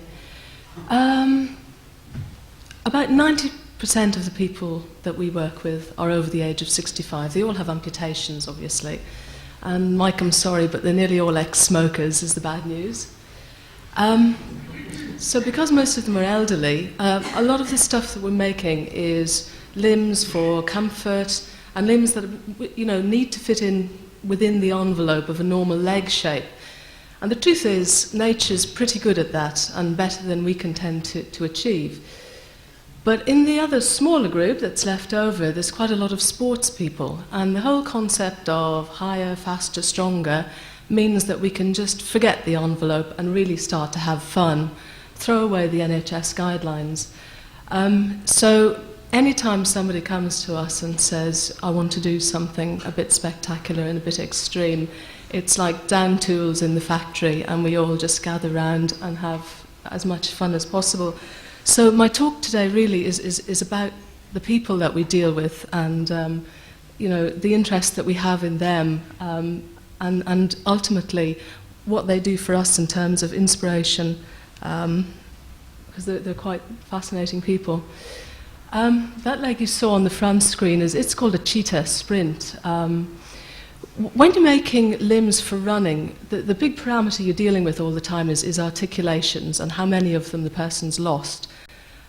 So someone losing a foot and ankle is obviously a lot faster, a lot stronger, a lot more able to achieve running speeds than somebody who loses their knee. I'll show you some stuff a bit later. So in terms of specific design work for below-knee amputees, we look at using really big springs to try and propel them forward. And a lot of the materials we use are things like carbon fibre. If you look at the team of women up there from the Paralympic Games, the woman on the left, Amy Mullins, is pretty spectacular. She also does modelling, and she's worked with Jean-Paul Gaultier and Alexander McQueen. You might have seen some of the pictures of her sprinting down the catwalk. Interestingly enough, amputees missing both legs have the ability potentially to be faster than anybody else, because you can make the legs much, much longer, and they're going to get there first. But the Paralympic rules have changed, so you're not allowed to do that so much any longer. It was tried. This guy, Chris Moon, he's an amazing character. I was watching the London Marathon one year, and I saw this man running, and he was, all over the place, and I thought, wow, that looks like it hurts. And about 3 weeks later, I got a phone call from him to say, can I come and see you? I'd like you to make a limb for me to run in. And I thought, fine. So he came down to see me, and his life story runs something like this. He was a soldier, left the army, and wanted still to be involved in that kind of work. So he joined the Halo Trust and went around the world diffusing landmines. Went to Cambodia, was kidnapped by the Khmer Rouge and held at gunpoint for several weeks. Got out of that, went to Mozambique, and was walking down a supposedly cleared landmine path, and got blown up and lost his right leg and right arm. And then he decided that he wanted to do long-distance running. So when he came to me, first of all, the big problems were issues like his skin interface with the limb, because when you're sprinting, it's about 4.5 times body weight that's acting through your legs. So it's really hammering it. It's less on long distance running because of the speed difference. It's quite a lot, but it's still about 2.5 to 3 times body weight. So your skin takes a real hammering. So we started by making him polyurethane liners so that there was a very cushioned shock absorption happening there at each step. But he's not like a sprinter in that sprinters really want to power off the ground all the time. But because he does marathon running, well, he did then, now he does ultramarathon running. So he comes to me and says, I've got a run that's 5 marathons back to back to do. What are we going to do for this one then? So we have to look at all kinds of interesting ways of shock absorption. So this is a foot that we designed for him last year, which combines fairly long carbon fibre springs so that he gets power off it. But it's also got a heel spring. He can't go with just a basic toe spring like a sprinter, because over a very, very long distances, he needs to be able to land on his heel, and for that to propel him forward onto the toe so that he gets some kind of active toe off. But then he also needs a lot of shock absorption, or his skin is going to be destroyed so fast that he's going to have to come out of the race. So we've got a great big shock absorption in that tubular section. It's actually just a great big spring. We've tried all kind of kinds of elastomers and carbon fibre things, and they just don't give the same characteristics as a metal spring, which gives you back pretty much what you put into it most of the time. So we made that for an interesting race called it's the Badwater Ultra Marathon. I don't know if any of you have heard of it. It starts in the village of Badwater on the edge of Death Valley, and it's 5 marathons back to back. And then there's some real lunatics, and Chris is one of them, who climb Mount Whitney at the end of the race, come back down and reverse the race. So they're doing 10 marathons back to back, plus a 30-mile sojourn up Mount Whitney in the middle. So not only had we to make Chris a special leg to do this in, but we had to send 4 people out with him, because let's face it, he got through 2 pairs of trainers during the run. But running through the valley, they had to do things like spray him down the whole time and screw the foot back together every couple of hours and all of those things. But it's just, you know, being in the position that you've got somebody who comes to you and saying, I think I can do this, but I'm not sure I've got the leg that's going to help me to do it. And that's where we're working at all of the time. And it's hugely inspirational for us, because it's really exciting working on a project like that. And then afterwards, it just makes you feel humbled, really, about what is possible and what can be possible. Not everybody we deal with is quite as active as that. So we have much more compliant things. This Mercury foot on the bottom has similar principles. It's got carbon fibre springs, but they're not quite as big. I mean, the more energetic the springs are, the more energy people have to put into them. So if you ask somebody to wear a running leg all day, every day, it's pretty stiff, in fact. So it's just not that comfortable for when you're around the office. So on this one, we've got if I can work out how to use the pointer, some fairly small carbon fibre springs. But then up here, we've got a vertical shock absorber with a spring in there, but it's also a rotational absorber. There's an elastomeric rod in there, so the whole thing can rotate comfortably, so people can twist and turn. That's pretty important for golf. Not that we really advocate golf, because it's not as interesting as all the other stuff that people do. But, you know, for football and running. And this is Kelvin Mills. He's another of the team who does trials for us. We've got about 10, mostly guys. There's one woman, but 9 guys, 1 woman, who do a lot of trials work. And they're not just about trialling sporting stuff. It's also that I can put a foot on Chris on a Friday and say, can you wear that for the weekend? And he'll come back on Monday having put 100 miles on it. And with most people, that would take probably a year. Kelvin is one of the guys who trials for us. He runs a motorbike shop. He had his amputation in a motorbike accident. He does enduro at the weekends. And I've been along to some of the enduro races to see how he goes on. He's got the last leg I showed on with the torque absorber on the vertical shock pile, and he's wearing one of those. But I said to him one day, why do you do this? It's, you know, it's really muddy and it's really dirty. And he said, oh, Ben, it's very contemplative. And I said, what do you mean? He said, well, sometimes you just don't see anybody for as long as 10 minutes on the course. Yeah. So,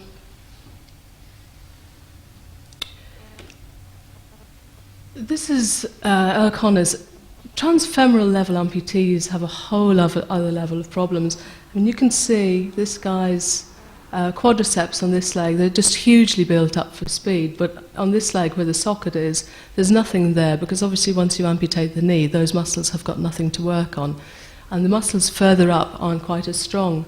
So if you look at this guy Todd Schaffhauser, who's a previous Paralympic runner, as people are running, what their leg wants to do is swing in a great big arc. And they have to use a kind of inertia from the body to swing it forward.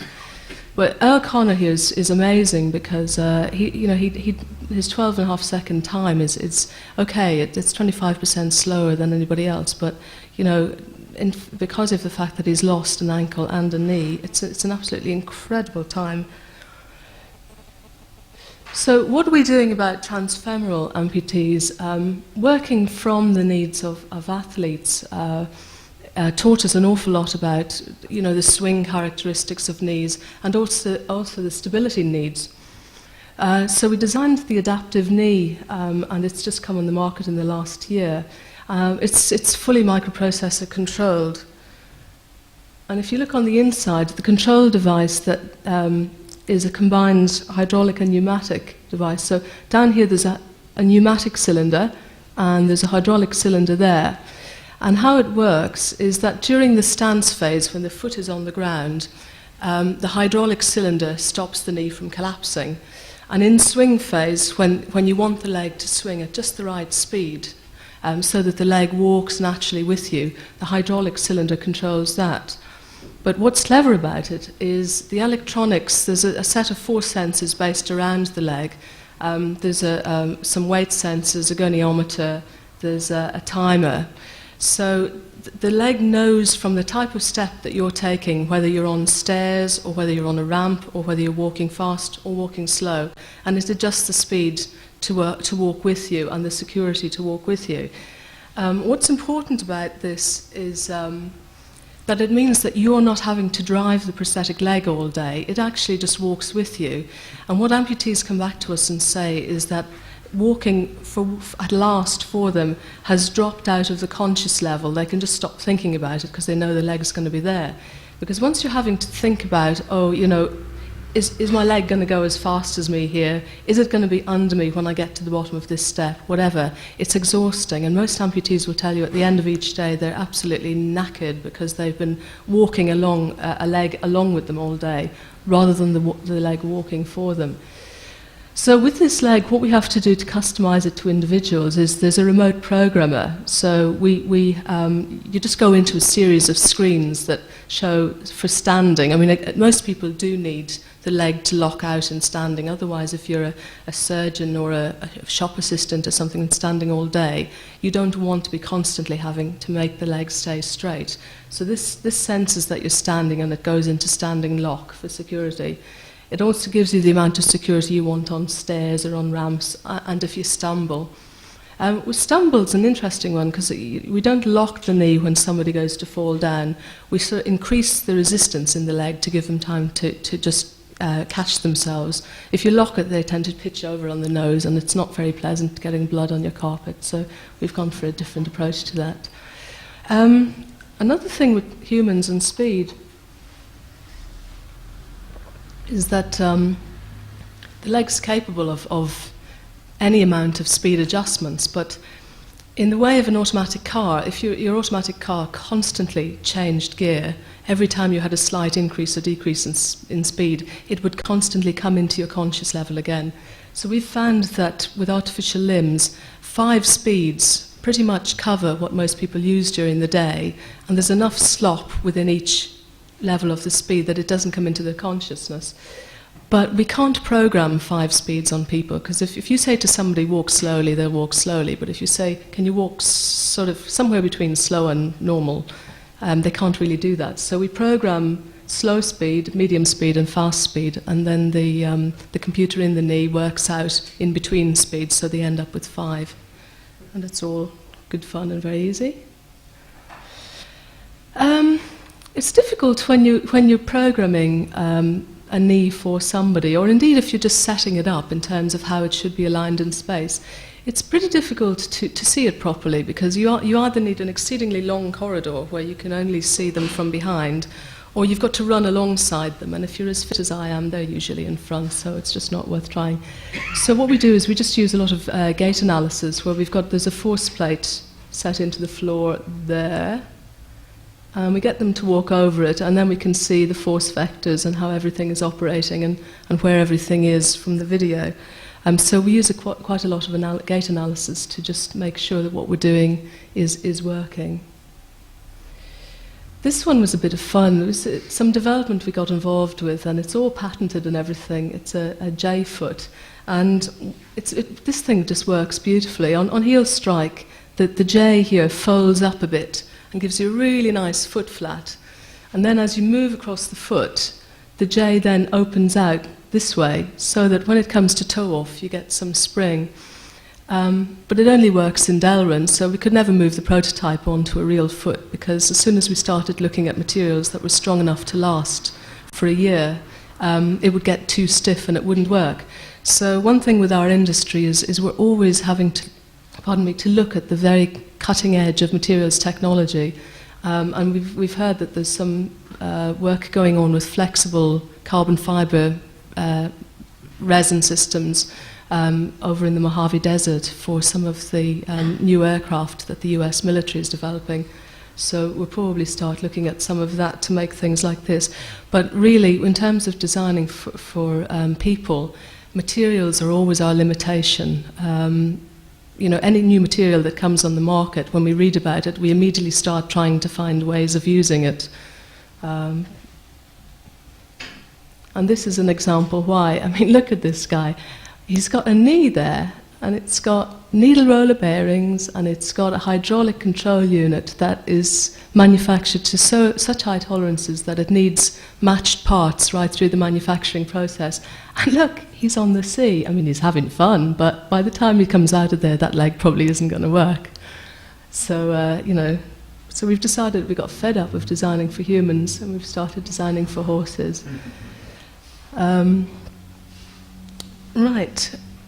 Okay. So that's the main part of my talk. I mean, really what I came here today to say is that in my industry, I think we feel very privileged to meet a lot of extraordinary people, and we're very lucky to get to make stuff for them, to try and achieve a life without limitations. And the payback that we get is, you know, an extraordinary sense of what is possible and what can be achieved if people have the environment in which to do it. And I think that you people have the opportunity to give them that. I don't know how much time I've got. Have I got a few more minutes? Because I've got a bit of film here. Oops. I'm just going to show some of the World Championships from Lille this year. And nice stadium.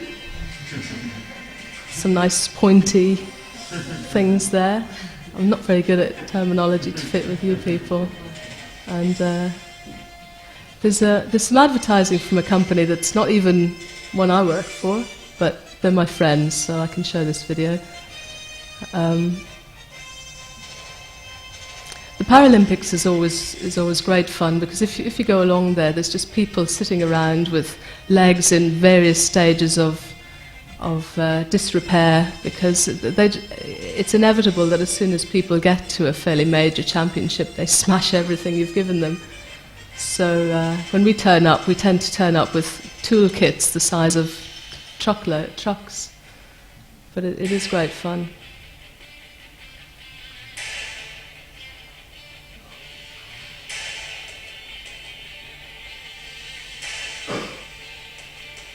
It was interesting during the last talk.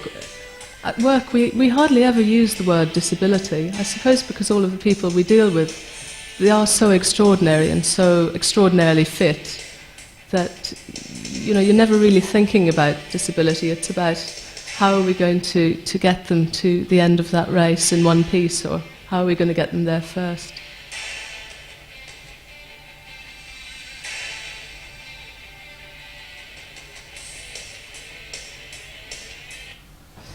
Okay, right. That's great. Thank you very much.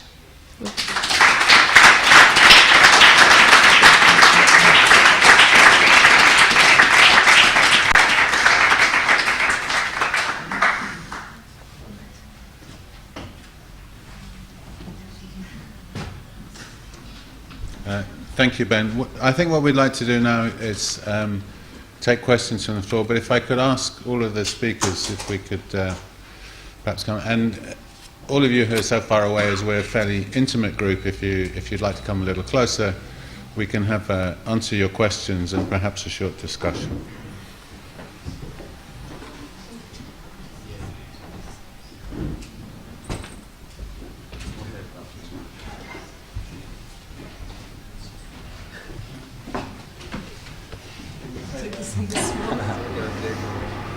Oh, there we go.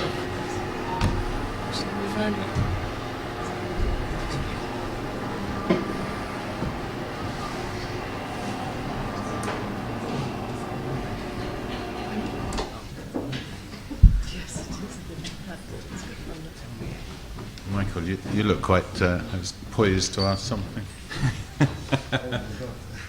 Wait. Actually, I have a question to each one of the speakers, but maybe I just start with one. One that came to my mind when I didn't present. I thought one thing that I found quite... Hello? One thing that I found quite extraordinary was the fact that you resisted making these prostheses look like sort of human limbs. I thought it was quite an extraordinary thing to observe, because it shows quite clearly and it relates quite clearly to the topic of the symposium. I mean, in a sense, performance criteria and the kind of struggle to get things to work in a particular way bring about their own certain looks. And so in the end, when you showed this video, or even the image of the Canadian sprinter, I forgot the name now, his kind of high-tech glasses and his high-tech limbs speak somehow the same, let's say, aesthetic language to me. That's actually quite an interesting item to observe. I think maybe I'll put this out as a first statement and ask you how you relate to the difference between limbs that somehow speak to the psychology of the user by trying to look like a limb, and those ones that speak more to the kind of performative needs of the user. I think even where I'm at in terms of my company is that we're designing the componentry often for patients that we never will see. A lot of the designs come out of the need that's passed back to us. I mean, many amputees want to just blend in, and in which case a lot of the stuff that we do manufacture is about blending in. But most of the athletes we know, they're fantastically large characters anyway, and they spend their entire lives wanting to be faster, better, whatever.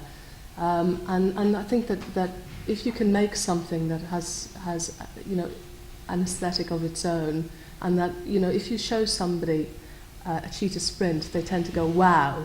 And they just, it does inspire the person wearing it to think, if I've got that on, I'm going to get there. And all the training is going to pull together in this race. So I think that, somehow I was trying to get across the fact that these people inspire us utterly. And it's part of our remit to inspire them by the aesthetic of what we make for them. And luckily, springs and things that work beautifully, often just have an aesthetic appeal anyway.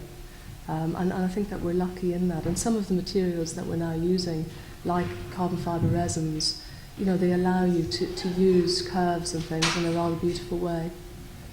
Well, would you say then that these kind of prostheses somehow change almost the way in which they can be viewed towards something that would be closer to a hang glider, something that is sort of an extension to the capacity rather than just purely a replacement of what's been lost? Undoubtedly, yes. I'd add to that in the sense that I think when you showed the group of female sprinters and you suggested that the ones who were actually double amputees sometimes were more successful than the single amputees. I think you were referring to single amputees, that because they had the prostheses were longer, they're actually faster sprinters.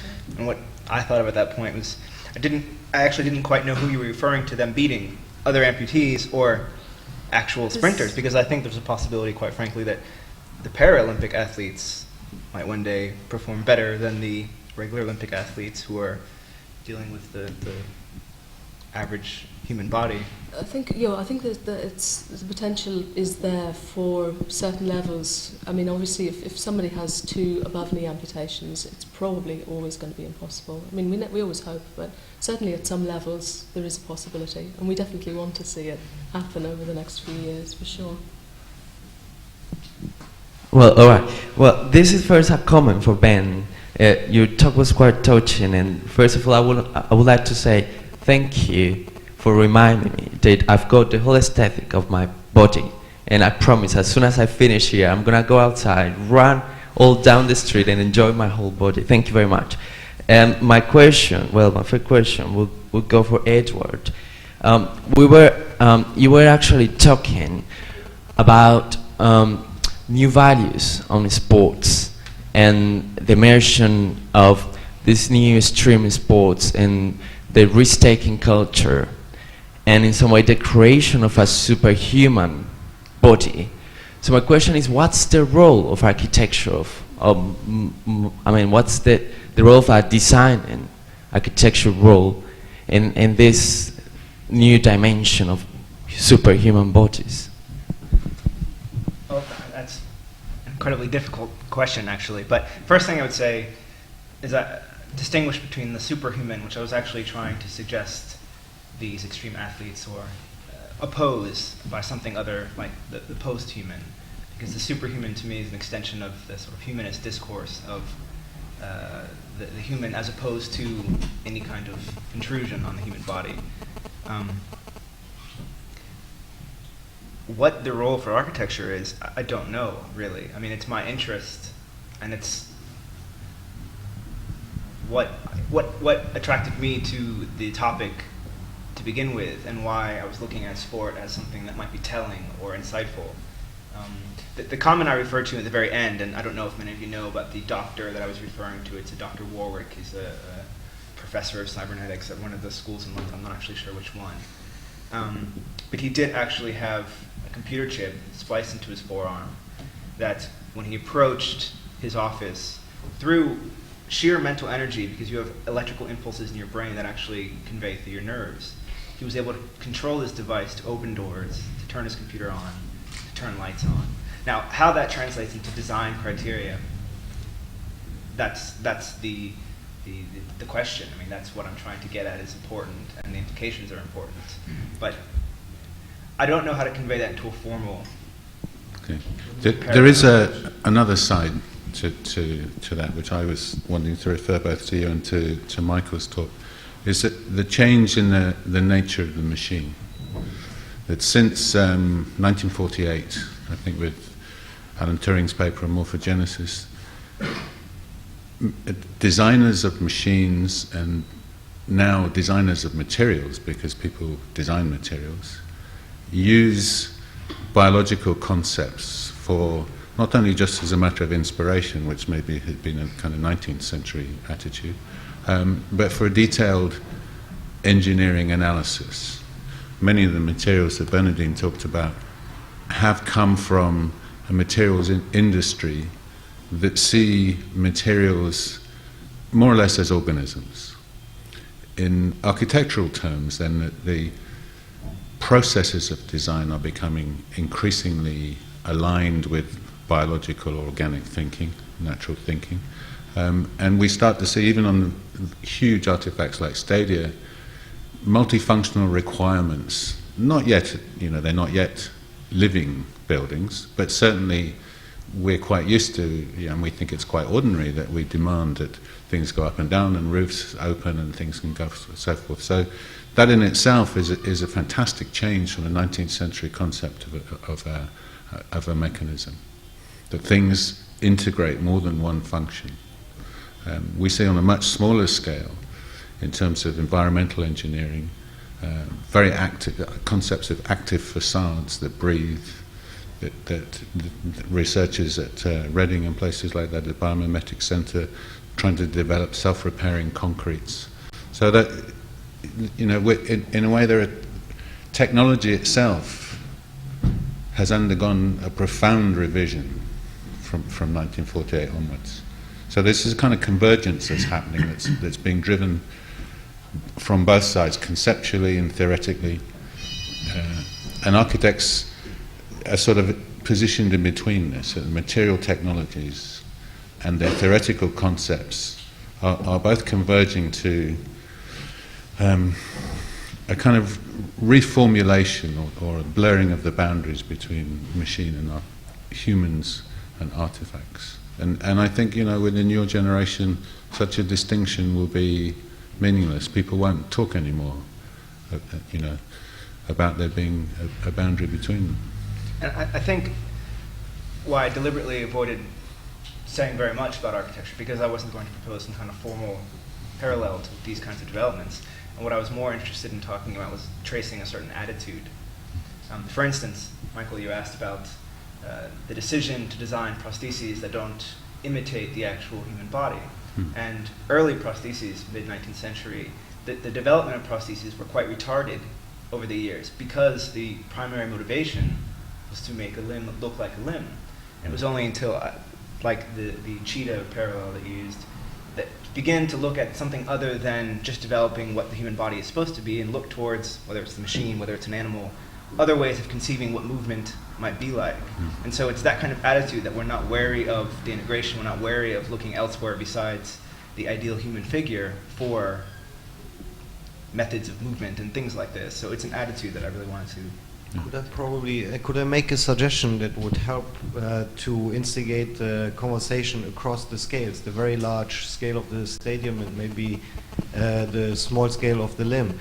Your question supposes that architecture operates only through, let's say, building envelopes. But if we say for the moment that the minimum definition that we need to talk about performativity in architecture is something that enables a spatial experience, that makes possible certain uses of spaces, then to my mind the hang glider and the stadium envelope are not so different. The question is, how do these things relate? I mean, in one sense you have the possibility of distributing sports and letting sports colonize territories which are not prepared for it. On the other hand, you have the chance to just simply focus events in certain kind of locations. So both of them, in a sense, do certain things which are, to my mind, essentially architectural. And then between that, you also have then the whole world of information architecture, where, for instance, where you were talking about how do you actually inform in terms of use. I think that we already know from, for instance, airport architectures very well. The needs for pictograms, to how you move people around, how do you let them know what they can do at a certain moment in time, etc., etc. So I think there is something that crosses all these scales that does not boil down to formal expression or performance, because in the end, the formal expression, in a sense, is also part of performativity, not just on the level of making somebody run fast, but also by bringing a totally new aesthetic of which people can be proud. Yeah, I think the scale issue is very interesting there. And I wanted to say in Fez, the Casbah in Fez, it's a very ancient and very complex piece of a city. But one finds orientation in it through texture, that the alignment of the paving stones and the texture of those paving stones gives the only guidance that you can find to get out of it. No maps. The place is so complex that even with a map, you can't find your way. And yet as soon as you understand the orientation of the textures, you're completely able to navigate through this space. So in one sense, those are already embedded in architectural thinking. To Ben, what about the possibilities of genetic engineering? You know, instead of just, for example, putting a specific leg, for example, for walking and another one for running, why can't you just, for example, consider other technologies? Say, why can't you just create a bone, you know, with the flesh, you know, which can work, you know, as the natural leg, for example? This is all stuff that's been worked on. I mean, obviously the human genome, the project is just about finished identifying all of the parameters of DNA makeup. But there's a lot of stuff going on at the moment in terms of developing stem cell technology. But some of the difficulties is just sorting out differentiation. It's easy to get tissue to grow, but it's a lot more difficult to get it to differentiate, to do the things that you want it to do. You can also, you know, replace an arm with an arm from somebody else, but so far in nearly all of the examples, the difficulty of rejection has been so great that in dealing with rejection, the drug levels that the person is subjected to makes them an ill person. So you've gone from having someone being an amputee to being a very sick person with a replaced arm. So I think all of these things are being worked on, and obviously it is all of our hope that eventually we would either be able to regrow or transplant lost limbs. Regrowth is my preferred option, because I'm not sure psychologically if most people really want somebody else's hand on the end of their arm. I mean, it's an interesting psychological thing. But it's all been worked on, and it's just a question of where we are in that phase of development. But yeah, I mean, I don't for 1 minute assume that ultimately we want our body's symmetry to be partially machine and partially body. I know through working with people, like that guy Chris Moon, for example, where we can replace his leg more easily than his arm. He can run on the leg, and the whole leg replacement issue isn't such a great one. But the arm issue is a huge one, because your hands communicate, and they're part of our intimate lives. And even things like when he's running, the fact that he doesn't have an arm, if he wears his artificial arm, it interferes with his running. If he doesn't wear it, his psychology's need for symmetry means that the shortened arm on one side, he gets seasick running sometimes, because his body really wants the symmetry to be there and it isn't. And it's a fascinating field, and I don't have all the answers. I've got a lot of the questions, but you know.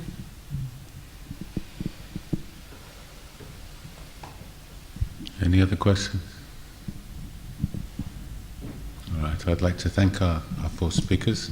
I think we'll adjourn for lunch. Thank There's you. a question. Oh, there is a question. Sorry, Martha. I thought that it was interesting that there is a lot of focus on the prosthesis and all the work that's being done at Hallam, apart from the issue of disability. I wondered whether, for example, in terms of sport equipment more generally, there is an overlap between the kind of work that Ben is doing with prosthesis and just everyday sport equipment that has a kind of enhancing factors, because whether from tennis rackets to shoes to is there an overlap? What's the nature of the research as far as day-to-day equipment is concerned for sport? Well, in day-to-day, I mean, for us as a group at Sheffield Hallam, we're looking at specific products related to the sort of people you would expect to use them, fully abled, not looking at all at anyone with any sort of limbs missing. Or we're looking at equipment, introducing new materials, different use of materials, strengthening the equipment, reducing its weight, just trying to improve its performance overall. But we're not looking at the user in most of the cases. There isn't a user coming in and driving this. We're looking at aspects about cost and the manufacture of it, the production of it, quantities of it, if it uses specialist materials. That's one unique thing about the IFI, is it's actually being driven by users, a disability group. They're the people that know what they want, and they're driving it, whereas most of the time it's the sports manufacturers that try and pick up on a niche and develop their equipment around that niche. Okay, thank you.